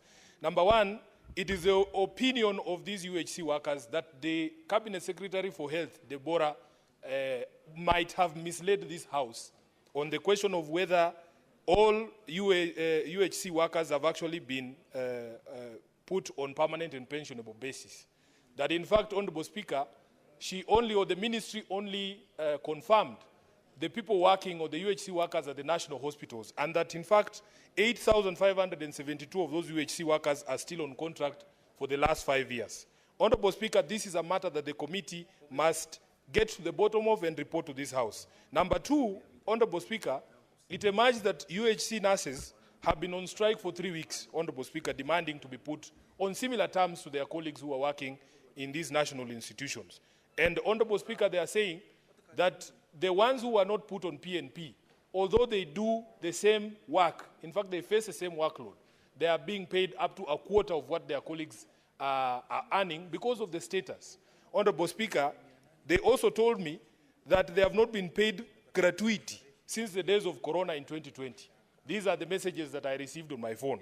And I'm hoping, Honorable Speaker, that when the committee sits down to deal with these questions from Senator Hamida and Senator Mundigi, that they will deal with this issue. Lastly, Honorable Speaker, I could also discern from those messages that the UHC workers are saying that there was a supplementary budget that was passed in the National Assembly for absorption of UHC workers. They just want to know, where did that money go? And unfortunately for me, Honorable Speaker, I had already spoken and I didn't get opportunity to ask that question directly to the CS. But now that this matter has come up again and it is being committed to the Committee of Health, I would want to encourage the Committee of Health led by Senator Mandako. Let him invite these UHC workers in the same room as the Cabinet Secretary, because, Honorable Speaker, the only way to get to the bottom of the truth when there is blame game, and they're also saying they're tired of the blame game between the government of Kenya, the ministry, and all other players. Can we have all these people in one room with the minister and let them get to the bottom of these issues? I thank you, Honorable Speaker. Senator Wakoli, David. Members, just under 2 minutes, kindly, because there are so many members who want to make comments, and there is also some business to transact. In the next 10 minutes, we should be through with these the comments. Thank you, Honorable Speaker, for this moment you've given for me to equally ventilate on the weighty matters as have been discussed by our able Minister for Health. Honorable Speaker, I want to concur with members that the UHC matter has been a thorn in the flesh of Kenyans for over now 10 years. And every time this matter arises, Honorable Speaker, we always see the Council of Governors and the Executive, the Ministry of Health, hold up in meetings discussing matters of UHC, and when things bubble out and get out of hand, then the Senate is called to mediate and get a solution. Time is up, Honorable Speaker, that the Senate takes its position to stamp its authority and demand that when matters dealing with devolution are being discussed at a meeting called a summit, we need our witnesses there so that we don't end up looking like morticians in the entire process. We need to be servants of the people who mediate a process with finality, with expectations that can be met, and not this merry-go-round that we see here today, Honorable Speaker. The matters of health volunteers or CHPs, Honorable Speaker, is a matter that is clearly known. And we cannot keep silent when these things are out of order. And I want to assure honorable members that as a member of the Committee of Health, we will not leave any stone unturned, but to ensure that we give the necessary support to the ministry and ensure that the part of the bargain by the county governments, because, Honorable Speaker, when you look at the entire debate, it is the minister and the permanent secretaries who are firefighting on this matter. But health is devolved. The county governments are silent. They are not stepping up to be counted, and we shall equally put them to task to ensure that it's not only the national government that is asked questions and answers, but the county governments must equally stand up to be counted. Thank you, Honorable Speaker. What is its majority, Linda?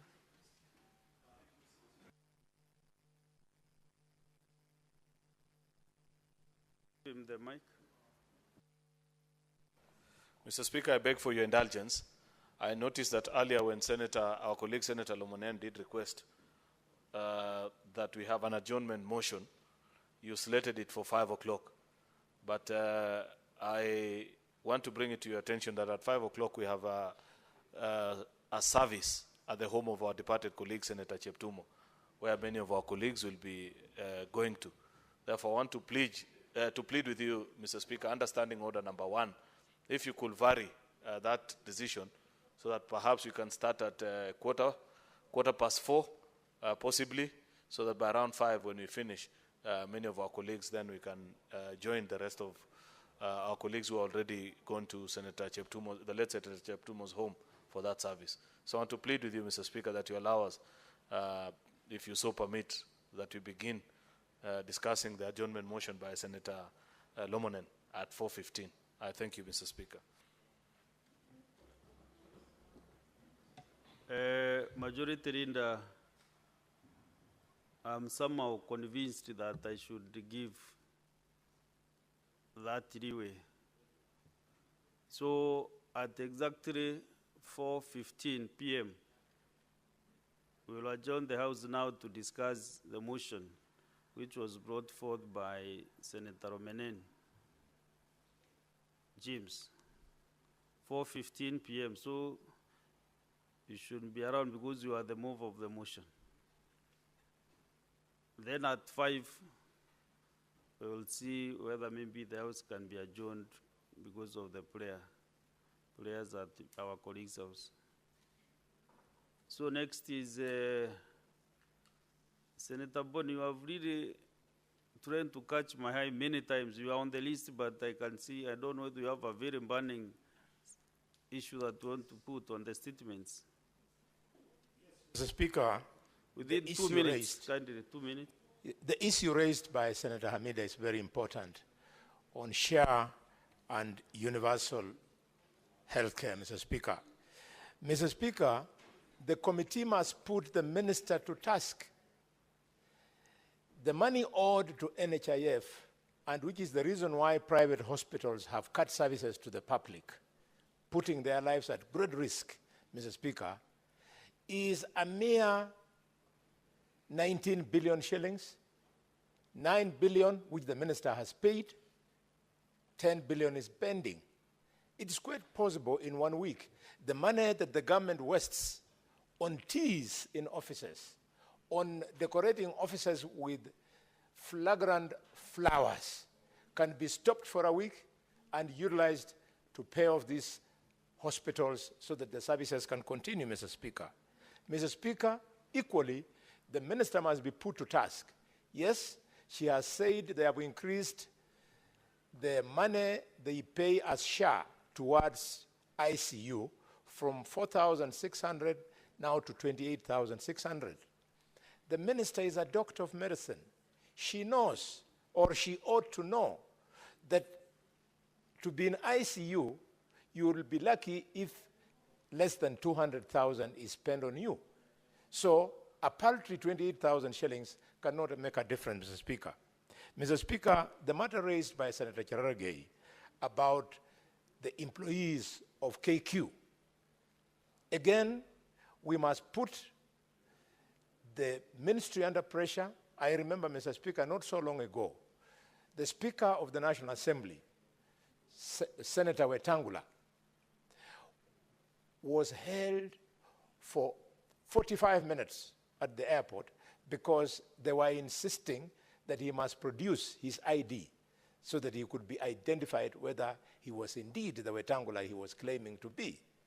Mr. Speaker, these are the PR issues that our KQ staff requires to be trained so that their emotional intelligence is grown. And finally, Mr. Speaker, the matter raised by Senator Seki about the discrepancies on the recruitment of members of staff in the Kenya Defense Forces. Again, we must insist and we must be told the composition, county by county, region by region, ethnic community by ethnic community in the KDF, Mr. Speaker.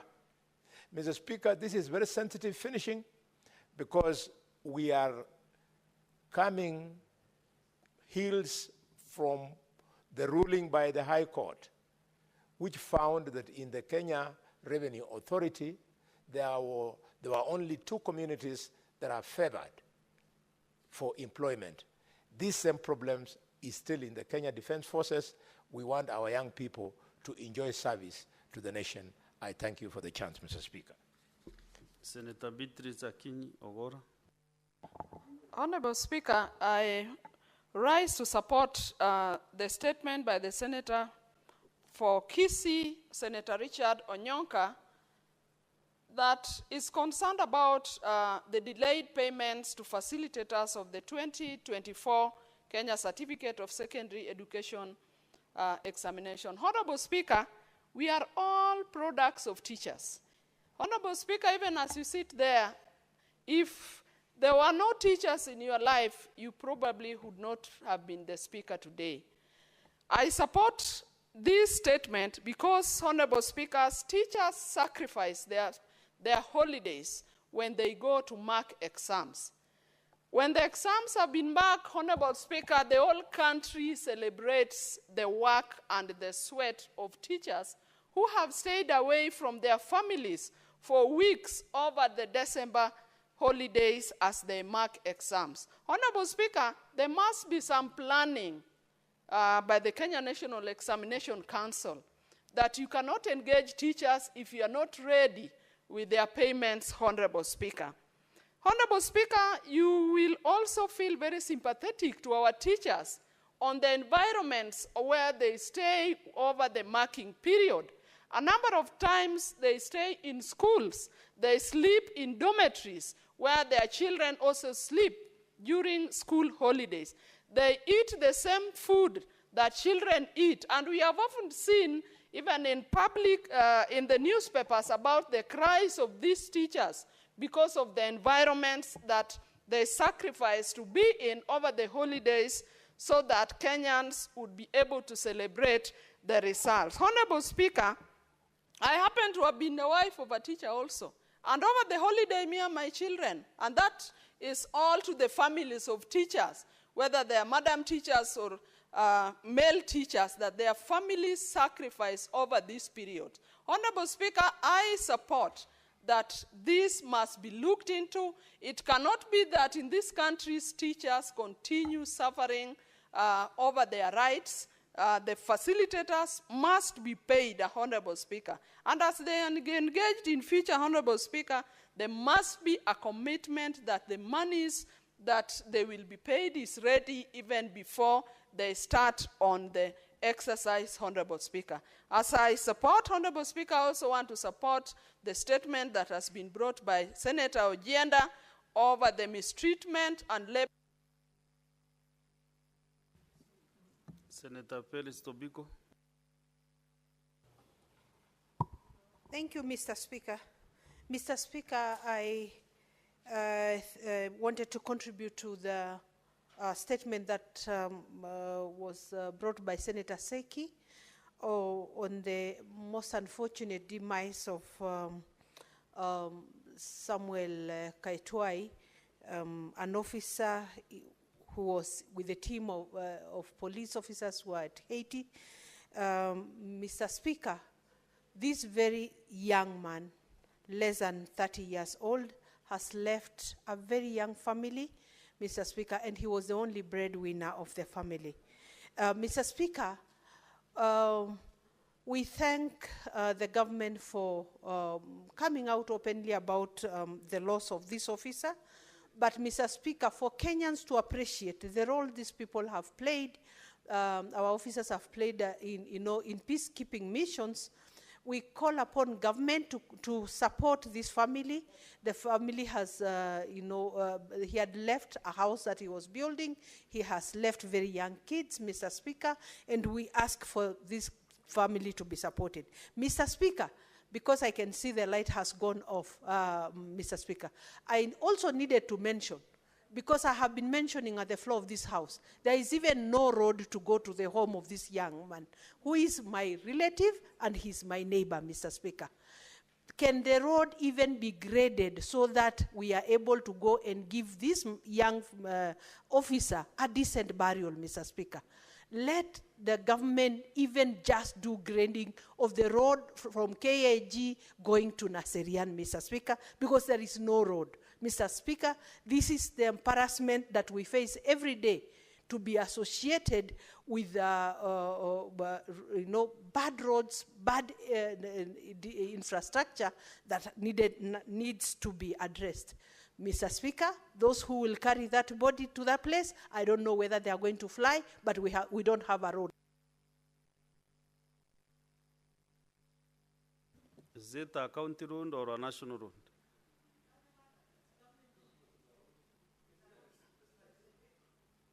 Yeah, so next is Senator Mwinyi Haji Faki. Asante Mheshimiwa Spika kwa kunipa fursa kuchangia taarifa ya kuhusiana na kucheleweshwa kwa mishahara kwa shirika la Carlo ambayo imeletwa bungeni na Senator Eddie Okech, Senator wa Migori. Mheshimiwa Spika, ni aibu kwamba shirika la serikali kama Carlo linashindwa kulipa mishahara yake kwa wafanyaji kazi kwa wakati kama inavyolazimisha sheria. Mheshimiwa Spika, tumeona kwamba katika maombi ya taarifa hayo ni kuwa mishahara imeweza kuchelewa kuanzia mwaka jana Januari. Na mheshimiwa, sio shirika hili pekee yake ambalo linachelewesha mishahara. Kuna shirika la Posta, Mheshimiwa Spika, Postal Corporation of Kenya, ambao limekuwa linachelewesha mishahara. Mheshimiwa Spika, nikizungumzia hivi sasa mshahara wa mwisho ambao walilipa ulikuwa ni mshahara wa mwezi wa 8 mwaka 2024 kwa wafanyakazi wake. Kwa hiyo Mheshimiwa Spika, ni aibu mashirika kama haya kuendelea kuaibisha serikali wakati wale ambao wako katika mamlaka ya mashirika haya wanashindwa kulipa mishahara ya wafanyikazi ambao wanajitolea kufanya kazi kuanzia tarehe 1 mpaka tarehe 30. Mheshimiwa Spika, ningeomba kuwa katika kuchunguza masuala haya ya Carlo ijumuishwe pia shirika la Posta ili wao pia waweze kuja kujieleza hapa ni kwa nini wanachelewesha mishahara ya wafanyakazi wao kwa muda wa miezi 4 au miezi 5. Vile vile pia pesa za pension, pesa za madeni ambao wako nao wafanyakazi hazipelekwi kwa wakati. Mheshimiwa Spika, pia ningependa kugusia tu masuala ya afya ambayo yamekuja katika taarifa iliyoombwa na Senator wa Kitui. Mheshimiwa Spika, afya ni muhimu. Wiki iliyokwisha mimi pia nilileta swala la afya kutoka katika kaunti ya Mombasa, na natumai kwamba kamati husika inaongozwa na Senator Mandago itaweza kulivalia njuga swala hili, kwa sababu afya ndio maisha ya watu wetu. Mheshimiwa Spika, ikiwa huduma za afya zimedorora, wananchi hawezi kupata huduma za afya katika kaunti zetu, Mheshimiwa Spika, hiyo itakuwa ni kurudi nyuma na itakuwa sio sawa kwa maendeleo ya nchi yetu. Mheshimiwa Spika, kuna wengine wanasema kwamba hizi huduma za afya kwa vile zimelemea kaunti zetu, afadhali ziregeshwe kwa serikali kuu, ambayo hiyo pia itakuwa Mheshimiwa Spika ni kinyume na ugatuzi. Minute again, we can authorize it to Senator Bas Sheikh. Thank you, Honorable Speaker. Honorable Speaker, I want to contribute to Honorable Senators Onyoka's statement that I agree with him that every county must have a national referral hospital. Honorable Speaker, especially in areas that I mentioned, Wajir and Mandera is almost 1,000 kilometers from Nairobi, and I mean, the roads are just very bad status. Honorable Speaker, I think that what he has said. Tabas, it's now 4:15, so you know we are agreed on what to do at 4:15. So, Senator Romenen, can you move the motion?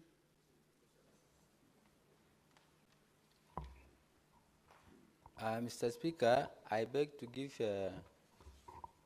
notice of the following motion, that pursuant to Standing Order 37, the Senate now adjourned to discuss a definite matter. I requested you to move the motion.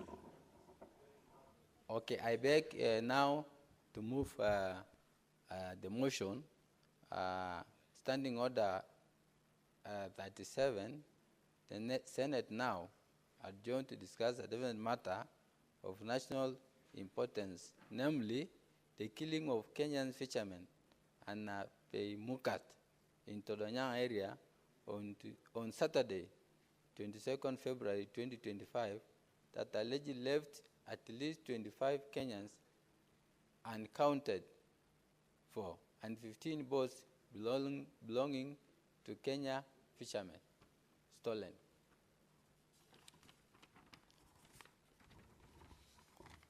Mr. Speaker, sir, I really rise before this House with great urgency and deep sorrow to address tragic massacre of 22 people, fishermen from Turkana County, have lost their life in a place called Napeimukat along the Kenya-Ethiopia border. This heinous attack, Mr. Speaker, was perpetrated by Dasanach militia and Ethiopia Special Forces on Saturday, 22nd February 2025. Is an unacceptable violation of our nation's sovereignty and direct assault on security and dignity of Turkana people. This call for an urgent visit by CS Interior Onesimus Murkomen, accompanied by DIG Eliud Langat, GSU Commander Transon Lolumodonoi, and Rift Valley RC Abdi Hassan on 24th February 2025. During these visits, Mr. Speaker, the security measures and the way forward were mandated to RC Regional Commissioner Abdi Hassan in close collaboration with Turkana County Commission, Julius Kafita.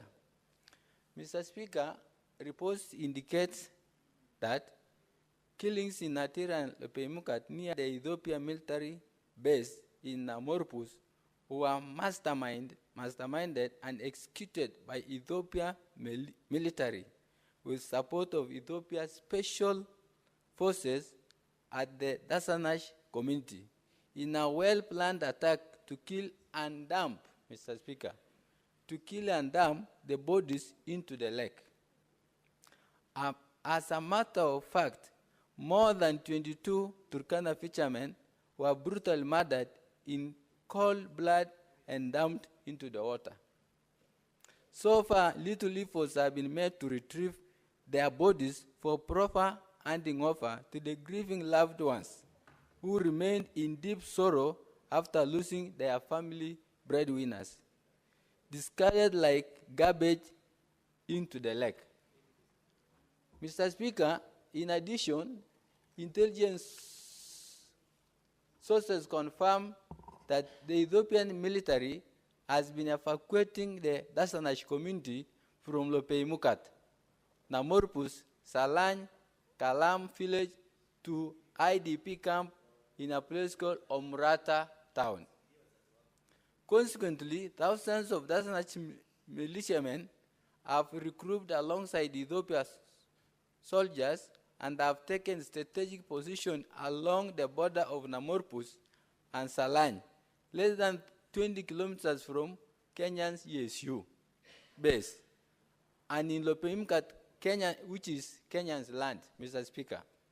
They are heavily armed, fully prepared for the aggression. The objective is clear: to destabilize Turkana North and wipe out our people. Armed with sophisticated weapons, Mr. Speaker, they are anticipating possible retaliatory action and are ready to launch further attacks. Mr. Speaker, despite the gravity of this situation, the response from the government has been grossly inadequate. During the recent visit of CS Murkomen to Todonyang and subsequent talks between Kenya security and Ethiopia, local administration and its military, the Ethiopian Special Forces have only agreed to return stolen boats, motorbike, and 2 guns of NPR, while refusing to discuss the retrieval of bodies, our slain countrymen. The deliberate disappearance of bodies is a calculated strategy to erase evidence, tactic previously unseen in cross-border attacks. Honorable Speaker, credible intelligence suggests that another attack on Todonyang could happen within 5 days or even sooner, The Ethiopian military and Dasanash militia are fully prepared for war, and other actions demonstrate a total disregard for peace and diplomacy between the two countries, Kenya and Ethiopia. To secure, Mr. Speaker, the country border and protect innocent civilians, I call upon this Senate and national government, Minister of Interior, to take the following urgent measures. First, deployment of security forces.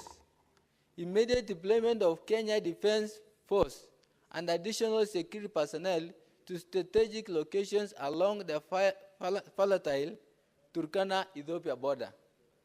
2, rapid response and rescue operations. Formation of specialized security and rescue team to retrieve the bodies of victims dumped in Lake Turkana and to provide urgent medical attention to survivors. 3, Mr. Speaker, sir, strengthening National Police Service, NPR, enhancing community security by increasing and equipping NPR personnel. 4, Mr. Speaker, sir, advanced surveillance measures, deployment of drones and other modern surveillance equipment to monitor enemy movements and deter further attacks. 5, Mr. Speaker, sir, improving network connectivity. Established a robust Safaricom communication mast and system to enable a real-time security response. 6, setting up an import immigration point, enhancing border control to regulate movement and prevent further incursions. 7, Mr. Speaker, sir, establishment of trading posts, strengthening cross-border trade and means of promoting stability and cooperation. Mr. Speaker, sir, Turkana people are living under constant threat. At the northern Todonyanga border, the failure to act decisively will not only put more lives at risk, but also expose the incompetence of leadership in protecting the security and security of our nation. I urge the national government to heed this recommendation and act with urgency and seriousness that this crisis demands. Mr. Speaker, sir, I extend my heart condolences to these people who are still have anxiety of receiving their loved ones who have been thrown in the water. Mr. Speaker, sir, I remain committed to pursuing justice, ensuring the retrieval of people's bodies, and for advocating for local security measures to end these senseless killings. The people of Turkana deserve to live in peace and dignity. Thank you, Mr. Speaker, sir. I move the motion, Mr. Speaker, sir. Who is seconding? Cherengei. Senator Chalagay, 5 minutes.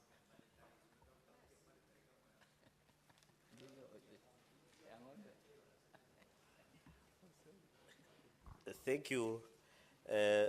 Mr. Speaker, sir, I want to rise to support this adjournment motion. And Mr. Speaker, on the onset, I want to pass my deepest condolences to the families, friends, and the great people of Turkana for the tragic losses of more than 22 Kenyans that we lost, and there are unaccounted for 15 boats that are yet to be recovered. Mr. Speaker, I treat this as a terrorist attack. It was not a normal attack. It looks like it was well coordinated. And therefore, Mr. Speaker, I want to challenge the National Homeland Security, the Kenya Defense Forces, the National Intelligence Service, Mr. Speaker, and all other organs that are in security apparatus to move with speed and pursue these criminals. I don't want to imagine these are ordinary Ethiopians, Mr. Speaker. These are terrorists, because many years Ethiopia and Kenya have shared this border in a cordial manner, Mr. Speaker. And therefore, we extend our deepest condolences, Mr. Speaker, call upon the KDF, Mr. Speaker, to swing into action, the Internal Security Ministry, Mr. Speaker, the National Intelligence Services, and you have seen we have made great strides, especially in northern Kenya, where there is proper collaboration among many agencies in fight against Al-Shabaab. Mr. Speaker, I expect that even the African Union and East Africa community to treat this attack as terrorist attack. Mr. Speaker, you remember the case of Sudan, when they attacked the America, and many years Sudan was being blacklisted until they compensated the Americans that were killed in terror attack, and even the Libya case of Lockerbie, Mr. Speaker, where Muammar Gaddafi had to compensate. Though these 22 lives, 15 boats must and should be accounted for and compensated by the Ethiopian government. And the Ethiopian government must hand over these criminals for prosecution within Kenya so that we stop this issue of criminals going and hiding, Mr. Speaker. Mr. Speaker, another aspect I wanted to increase is road network must be improved in that region. Mr. Speaker, there was a proposal of putting a fence between Kenya and Somalia. We should also see how we can put a fence between Ethiopia and Turkana County, Mr. Speaker, or Kenya. Mr. Speaker, the NPR should be double, proper remuneration, Mr. Speaker, and further training of National Police Reservists. And they should be given a way of rapid response unit, Mr. Speaker. Mr. Speaker, number 3 is, of course, I thought Safaricom and network coverage. We must agree that we need network coverage in those regions so that it becomes easy, Mr. Speaker, to track and eliminate these terrorists. I don't call them Ethiopians, I call them terrorists because what they did is inhuman, is animalistic behavior, Mr. Speaker, and network connectivity, Mr. Speaker. Mr. Speaker, the issue of border control, it is sad. Mr. Speaker, as East African community, we are encouraging movement of goods and people, but it looks that our neighbors are abusing this privilege. We must intensify the border control so that we eliminate people who are terrorists or people who want to bring disharmony. We are not saying Ethiopians should not come to Kenya or Kenyans should not go to Ethiopia. We need a robust way of handling the immigration, especially in Turkana County, Mr. Speaker. And Mr. Speaker, we need to bring activities that bring unity like trading points, sports and games so that they can solidify, Mr. Speaker. I want to empathize and sympathize with the great people of Turkana, Mr. Speaker. It is unfortunate that as we today, Kenya has been relatively stable. But I want to ask KDF, the national government, the president, and the people concerned, Mr. Speaker, to ensure they pursue these criminals. Ethiopia has been a friendly nation. Kindly let them hand over those criminals for proper prosecution under terror charges. In fact, it should be charged under anti-terrorist act, Mr. Speaker. Mr. Speaker, in conclusion, I saw the CS of Interior saying it was a small challenge. I don't think it was not a small challenge. The CS of Interior, Murkomen, should at least in future have empathy. He said in Tiati this was a small challenge, and yet 22 people had died. So even as government officials, we must be empathetic. We must show remorse. You cannot call, if you are calling 22 lives small challenge, what does it mean to the ordinary Kenyans who lost 1 or 2 Kenyans? Mr. Speaker, with those many remarks, I beg to second this motion.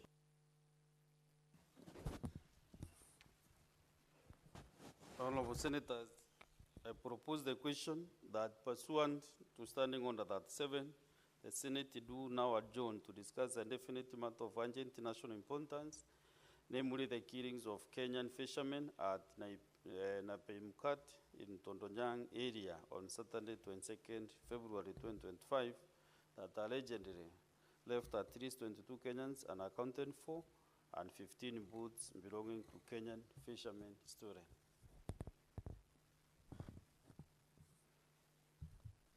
Majority leader.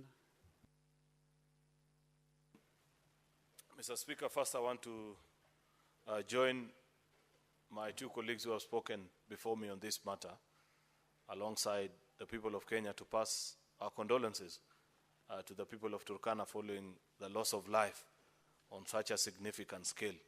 22 lives, Mr. Speaker, and yet others that we are yet to know if they are alive or they have since been killed, Mr. Speaker, is not a matter to be taken lightly. This is murder most foul, because these people had gone to fend for their lives. Mr. Speaker, it's the only way and the only economic activity that people actually participate in the Todonyang area of Turkana County, Mr. Speaker. We're in Turkana County 2 years ago, and you know, you saw for yourself the hardship that those Kenyans have to endure, Mr. Speaker, while trying to eke out a living. It's not your everyday place. It is what I call the forgotten corners of this country, places that devolution and strategic government interventions only, Mr. Speaker, can bring them actually to be part and parcel of Kenya.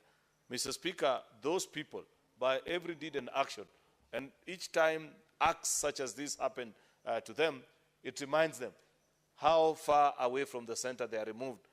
And it reminds us all, Mr. Speaker, as we sit in the lofty seats of these houses of parliament, Mr. Speaker, either in the Senate or the National Assembly, as we pass laws, as we do budgets, Mr. Speaker, as we share resources, to always remember, Mr. Speaker, that Kenya is a big country, that we cannot continue to only invest in certain sections of a country on account of only votes, on account of only population, Mr. Speaker. That's why this House previously has stood firm when we discuss the third generation of revenue sharing, Mr. Speaker, because we were intentional. Senate is a house of equity.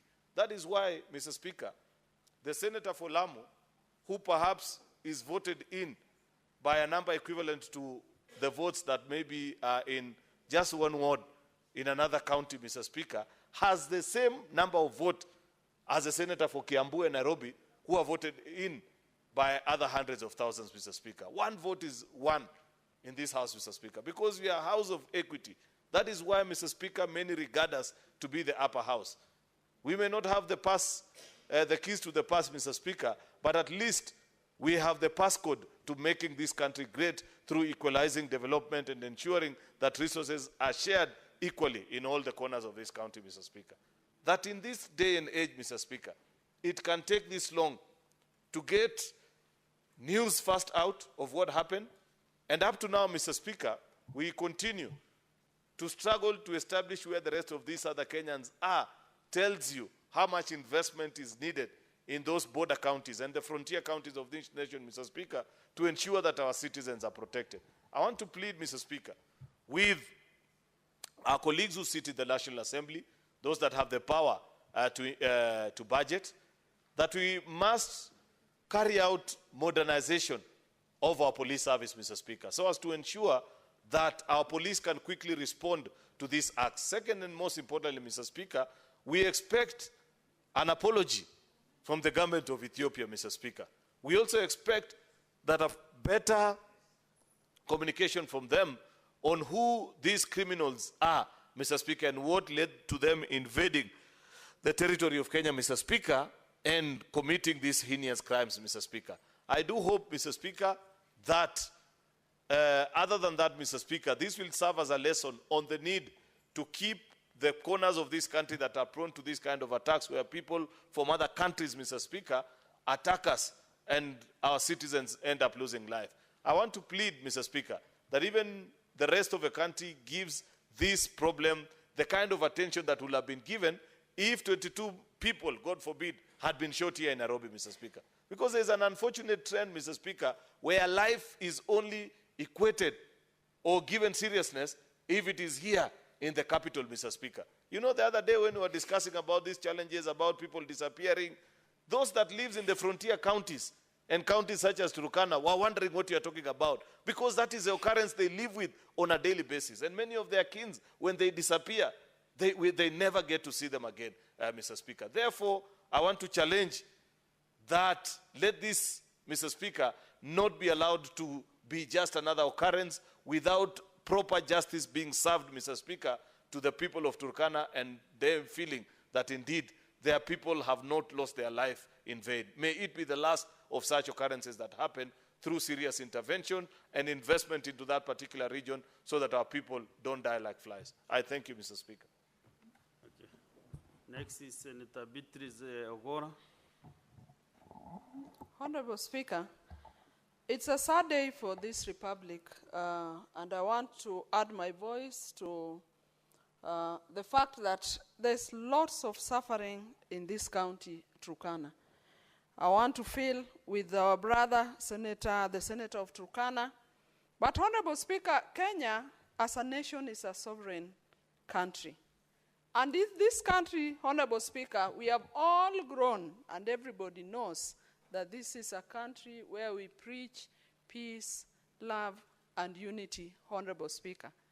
And Honorable Speaker, what has happened in Turkana is not only a violation of Turkana as a county, but a violation of this country, this peace-loving country that we have in this republic. Honorable Speaker, in this republic, we live with almost every other person that comes from this continent, Honorable Speaker. And at no time do we treat them with unjust, with the kind of criminality we have seen in Turkana. Honorable Speaker, if we can lose over 20 people at the hands of a foreign country, Honorable Speaker, this is a pathetic situation. Honorable Speaker, we have no problem with counties that border this republic. Mahatma Gandhi once said that you hate the sin, but love the sinner. As we love the Ethiopians or whoever they are, the government must come out strongly to indicate and to show and to demonstrate that we hate the sin and it cannot be encouraged, Honorable Speaker. The last time we were in Turkana over Senate Mashinani, we all saw the suffering that the people of Turkana undergo. And it cannot be fair that on top of the suffering, on top of the environment that is there, then they lose their lives at the hand of foreigners. Honorable Speaker, just last year, we saw on June 25th, when Parliament was invaded, the next day we saw that the army were all over this city taking care of everybody else. I expected that is what we should be seeing in Turkana. And Honorable Speaker, as I support this motion, as I feel with our brothers and sisters in Turkana, I hope this will never, never happen again, not only in Turkana, but to any other Kenyan in this republic. And I want to call none other than the President, His Excellency, the President, William Ruto, to take charge and to ensure that the Turkanans are supported, are protected, but most of all, Honorable Speaker, we are Africans that believe that even when we lose one, we must be able to get the body and be at peace with the loss that we have. We must support Turkana, and the government must ensure that the 22 that have been killed, whether they are thrown in Lake Turkana or whether they are elsewhere, the government must go ahead and retrieve these bodies so that their loved ones are at peace with themselves. Honorable Speaker, I condemn this kind of criminality, and I want to say that the sovereignty of this country that preaches peace, love, and unity to our countrymen and beyond is protected. Honorable Speaker, I stand with our brother, Senator Lomelen. Senator Abbas Sheikh Mohammed. Thank you, Honorable Speaker. I want to join also Senator Nomanel and the rest of the members who talked, and I want to condole and send my condolences to the families that lost their loved ones. Honorable Speaker, as you're aware, this country has the longest border lines with the most of Africans, the neighborhoods, especially who are unstable. In Southern Sudan, Ethiopia, Somalia. In this country, most of them are unstable, and there's no proper law and order, because as you're aware, there's so many criminals roaming around with sophisticated weapons. And as a result, Kenya borders have remained porous and unmanned for many years. We have seen many officers. Actually, we have very few officers in the field. Kenyan borders are not manned by Kenyan men and women of the armed forces and the police officers. They are manned by locals. And therefore, it is a high time, I think, the locals also should be armed, for especially those areas, so they can be able to protect themselves. Instead of, telling them that they are having illegal guns and all these things. I think it's a high time these people should be licensed so they can be able to fight and rebel back the fighter, the people who invaded them. Because many lives have been lost in Turkana, even in Mandera, in Wajir, everywhere. The people are roaming with guns, coming from borderlines, raiding their animals, and therefore we remain unprotected. And as a result, I will request that we must come up with a policy and a law that will be able to take care and arm people of the borderlines so they can be able to protect themselves. One other thing, honorable speakers, we need to establish more border posts. Kenyans actually, we have so many trained officers. We have the GSU, we have the RDU, we have the SOCTEF units which are well trained. But unfortunately the most unfortunate thing is those officers, most of them are now guided as VIPs. The VIPs have actually taken half of the police officers in this country, right from the presidency to the MCS. There's so many. Half of the Kenya police are actually under VIP guide. They have been guiding the police officers, the VIPs. It is the high time that we must come up with a policy to reduce the number of police officers who are guided the VIPs. The VIPs can even use the other security officers, like the security, what do you call this, KKs and all these things. Then having police officers that you have used so much money to train them, and then the Kenyans are dying by the day by being killed by criminals. So I think there should be now a law that reduce the number of VIPs, police officers guiding one other thing, guiding the VIPs. One other thing, honorable speakers, our officers are poorly armed. They cannot match those criminals. Those guys have sophisticated guns, they have ammunition, they have money, they're selling even drugs to take care of themselves. Officers are not paid their allowances, they live in those places, they are not even getting their salary in time, they have no ammunition, they have nothing. It is a high time that we must also change our policy, that we'll be able to protect ourselves. So these people should be taken care of, they should be paid their allowances, they should pay their salary in time.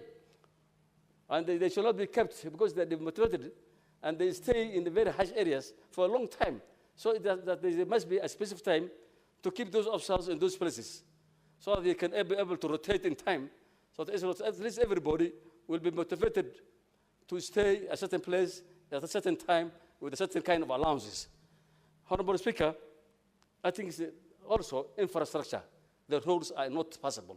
The roads are in very poor condition. Even if today you send a vehicle to rescue those guys, they cannot make it to that place. I was seeing, the other day when the president was saying that he's building 720 kilometers road to Mandera. Some Kenyans were making jokes. Oh, why? As if Kenya, Wajir and Mandera is not part of Kenya. And actually, it is the same thing for Turkana. So I think it's a high time that we must accept that those areas need to be developed. Kenyans cannot be rescued, especially in Turkana, in Mandera and Wajir, because of the road conditions. I think this is a high time that we must give enough budget for those roads to be developed so that we can be able to save Kenyans because we're losing so many lives. Thank you so much, Mr. Speaker. Senator Onyonka Richard. Thank you, Mr. Speaker. I stand here to also condole with my friend and colleague, Senator Lomenen, because he is dealing with a very intricate matter that sometimes is quite surprising to many of us. Mr. Speaker, I grew up in this country of ours that we love, listening to how many times cattle rustlers were running all over the place, killing people at the far-flung areas of Kenya, and I thought those were people who were very far and I didn't even have to be concerned about what their lives have become. Mr. Speaker, as a member who's very proud to be in the opposition, once again, I am going to start asking the sitting government to explain to us why our people are being killed within our borders. I am going to be requesting that this House must begin to interrogate and analyze what our responsibility is. Like I've heard Honorable Ali Abbas has spoken very ably why don't we start thinking about the legislation that we need to make sure that we are now beginning to pass laws and change some of the laws that we have, so that if we have to create border point police posts and police stations, then so be it. Mr. Speaker, Mr. Bass has also talked about border posts. The other day, as a member of this Senate, we traveled to Mandera. I was shocked that Mandera is actually not a one-stop shop border post between Kenya and Ethiopia. Even though you will hear that business is taking place, people are crossing over the border, and life has gone on normally. I would wish that the government will take Turkana seriously, look at all the challenges that the county is facing. It is very sad to lose 20, and on some figures we are being told the people who died could be 40. And to make matters worse, Mr. Speaker, these were individuals who are being killed and thrown into Lake Turkana. It's inhuman, it's unfair, but I think we also need to be more responsible. We also need to make sure as a country, and I agree with what Honorable Chirarge said, where you find that the Minister for Interior is saying that this is a very small incident which has not, it's not. The death of one person like the brother we lost in Haiti is one too many. So, Mr. Speaker, we don't want anybody to trivialize cattle rustling, interborder, cross-border wars. And the truth is, Mr. Speaker, we have the evidence. We have the people who know. I mean, I could use the Karamoja issue. The frequent war that was taking place between the Karamoja and the Karamoja in Uganda and the Turkanas in Kenya. And Museveni, I think for the first time, he made a wonderful decision of picking his wife, even when I disagree about us employing our relatives. And Mrs. Museveni actually solved the problem between the Karamoja of Uganda and the Turkana of Kenya. So why don't we get, maybe I wanted to say, Honorable MNN, that our president could also pick Madam Rachel and even make her the Minister for Interior, if that is what it means that we solve this problem. So that, because as a mother, she may understand, and I think the people might believe her more if she came in as a peace ambassador to make sure that this cattle rustling and killing of Kenyans by outsiders and our borders are open is something that we must stop as soon as possible. With these remarks, I really hope that the government will move as fast and as quickly, and the government can interrogate this matter. The government should even think right now. He can come to this house and ask us to give it permission to allow the Kenya Defense Forces to actually go to those areas and try and make sure that we maintain peace on a permanent basis. Thank you, Mr. Speaker. Thank you. Senator Sifuna Edwin. Honorable Speaker, I want to take this opportunity on behalf of the people of Nairobi as well to convey our heartfelt condolences and commiserations with the people of Turkana through their Senator, Honorable Lomenen, who has caused this adjournment motion for us to discuss the situation in Turkana. Honorable Speaker, as you know, I am a very proud Secretary General of the Orange Democratic Movement, a party that has very strong presence in Turkana.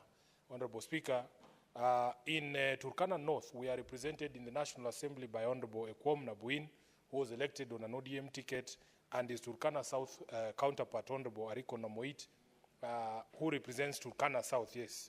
Honorable Speaker, these two members of parliament have taken the liberty to brief the party on the situation in Turkana as they see it.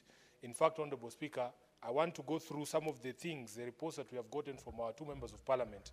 And this brief is something that I will be presenting before a meeting of the organ of the party that is scheduled tomorrow, Honorable Speaker. Number one, Honorable Speaker, it is clear that this attack was carried out by Ethiopian militia who are operating on the northernmost tip of Turkana County, Honorable Speaker.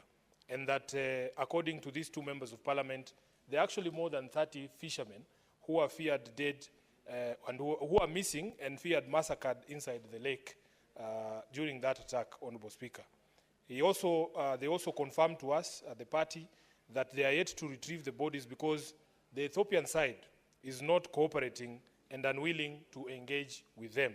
Honorable Speaker, according to these two members of parliament, the Foreign Office in Kenya is failing the people of Turkana because there has been no involvement at all in terms of support by the Ministry of Foreign Affairs. And this is something that is very troubling, because according to them, at least the CS for Interior is present there, the Honorable Murkomen is there, and the CS for Asal areas, the Honorable Beatrice School, has been with them together with the County Commissioner, but that there has been no presence whatsoever of the Ministry of Foreign Affairs, and this is a problem because especially because they have said that they would require cooperation of the Ethiopian government and the Ethiopian authorities for them to conduct search and rescue operations to retrieve these bodies and find the people who are missing. Honorable Speaker, our members of parliament have also told us that on the night of the attack, and maybe the senator for Turkana can confirm, there was no network coverage. That somehow the network by Safaricom experienced an outage on the night of the attack, making it impossible for them to save lives. Honorable Speaker, the argument by these two members of parliament is that if they were able to communicate the attack early, that many, many lives would have been saved. And this is something that Senator Lomenen can also confirm. They are there currently, Honorable Speaker, the two members of parliament and also the senator, trying to calm our people down because there is growing frustration on the ground, Honorable Speaker, and some people are calling for retaliatory attacks. And if these leaders are not present to calm the temperatures down, it is going to be very difficult, Honorable Speaker. We want government to move with speed, especially the Ministry of Foreign Affairs, to secure the necessary cooperation from the Ethiopian authorities for us to be able to get our brethren who are missing in the lake. Honorable Speaker, lastly, the report, and which is something that the senator can also confirm, was that the National Police Reservist officers who are stationed there in Turkana had no ammunition. I mean, Honorable Speaker, you know, sometimes when we raise these issues, people say we are being unduly critical. But as a member of the National Security, Defense and Foreign Relations Committee, I want to assure the people of Turkana and the Senator of Turkana that we are going to get to the bottom of these issues and these lapses in security that has led to the loss of lives. Honorable Speaker, I have been asked to send a message to the Ministry of Foreign Affairs through the Prime Cabinet Secretary, Musalia Mudavadi, that the people of Turkana want to see the very same effort we have seen in other things, including the same sort of delegation that went to Addis from the ministry, being stationed in Addis again to be able to secure the cooperation of the Ethiopian authorities to ensure that we not only retrieve the bodies of our beloved who are still somewhere in the lake, but we ensure that such a thing never happens again. So on behalf of the people of Nairobi, on behalf of our party, on behalf of myself, my family, I want to tell the people of Turkana that we stand with them. This is a county that is very close to my heart, Honorable Speaker.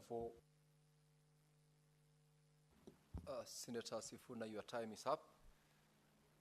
And I am very sure, sitting from the chair, that the Honorable CS for Foreign Affairs has definitely listened to the cries that has come from you on behalf of the people of Turkana, for them to give it the attention that the other ministries have given and to safeguard the interest of our people.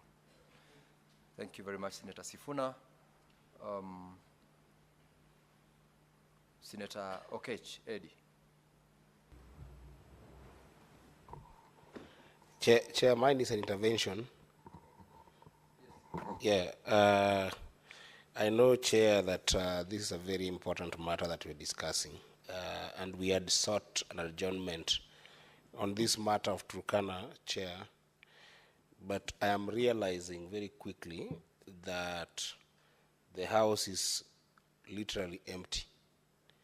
And the issue of Turkana is a very important one. Therefore, I wanted to rise under Standing Order number 41, knowing that perhaps this could have been necessitated by, you know, the fact that some of our colleagues are at the funeral of our brother, departed brother, Senator Cheptumo. I do share in the pain and the losses that have been in Turkana, and I hope that we can be able to find a more broad solution based on what my dear friends and colleagues senators have shared, including just what Senator Sifuna said, But I wanted to ask whether, due to the lack of quorum in this proceeding, you may consider, evoking standing order number 1.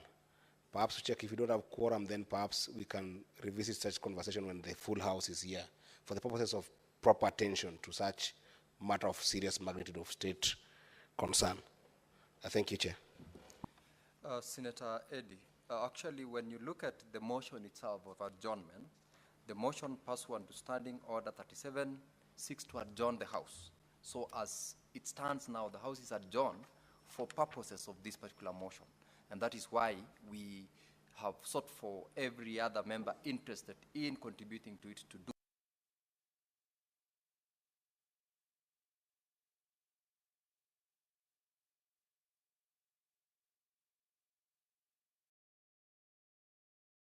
so within a limited timeline of 5 minutes. It's therefore not available for you yourself to raise Standing Order 41 in terms of quorum, because the House stands adjourned for purposes of the minutes of the motion. I will therefore rule you out, and we still have members who are interested in contributing, and you are one of them, but yours was an intervention. I will allow we have got Senator Peris Tobiko, we've got Senator Seki, who is not in the House, we've got Senator Joe, but I will give Senator Peris Tobiko her time to also speak to this motion. Thank you, Mr. Speaker. Mr. Speaker, I rise to support the motion brought by Senator Lomenen, Mr. Speaker, and to sympathize and empathize with the people of Turkana, Mr. Speaker, because of the agony they have gone through, Mr. Speaker, in the hands of foreigners, or looks like it, Mr. Speaker. Mr. Speaker, it pains a lot to lose Kenyans in ways that we should not lose lives.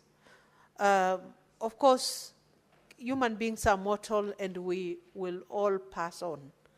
But there are ways that we should, lives must be saved, Mr. Speaker, and protected, Mr. Speaker. Mr. Speaker, I have stood to, urge the government to take quick action to bring to book the culprits of this heinous act, Mr. Speaker, to also, Mr. Speaker, protect other Kenyans in Turkana, Mr. Speaker, and to take seriously the lives of all Kenyans, Mr. Speaker. Mr. Speaker, when a Kenyan dies in Turkana, it should be taken as seriously as it is taken in other areas, Mr. Speaker. When there is loss of life, Mr. Speaker, life of every Kenyan is important, Mr. Speaker. Mr. Speaker, it is sad that sometimes, and I know this could be the feeling that Senator Lomenen has and a number of other people who come from these marginalized areas with no infrastructure, Mr. Speaker, with no network, Mr. Speaker, looking like another country altogether, Mr. Speaker, because regions, areas in this country have not been treated equitably, have not been supported equitably, Mr. Speaker. Kenyans have not been treated equitably, Mr. Speaker. Mr. Speaker, we all want to have the feeling of being Kenyans and of being valuable Kenyans. Dignify life of every Kenyan, Mr. Speaker. Mr. Speaker, it is sad. It is very sad. Just like when I was speaking about the police officer we have lost at Haiti, Mr. Speaker. And he was defending and the image of Kenya in a faraway land, Mr. Speaker. But when the body lands in Nairobi, unless you take it to a chopper with a chopper to Kajiado, We have no roads to take that body. A Kenyan who was standing in for the 43 million of us. A Kenyan who was protecting and defending the name of this country and give us a good image internationally. But there is no road to go to his home, Mr. Speaker. Will there come a time when Kenyans will be equal?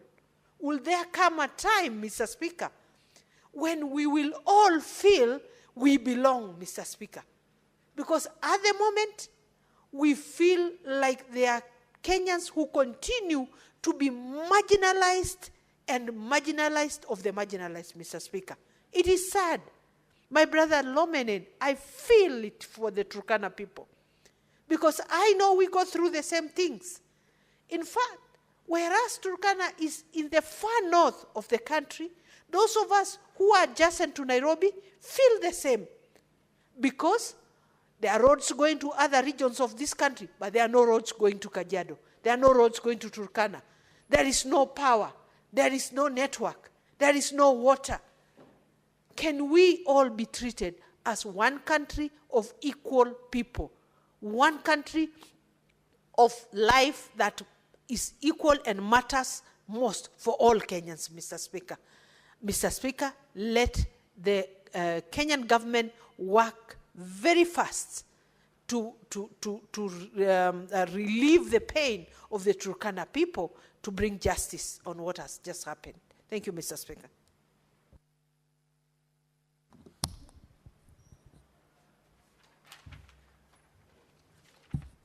Honorable Senators, you may rise.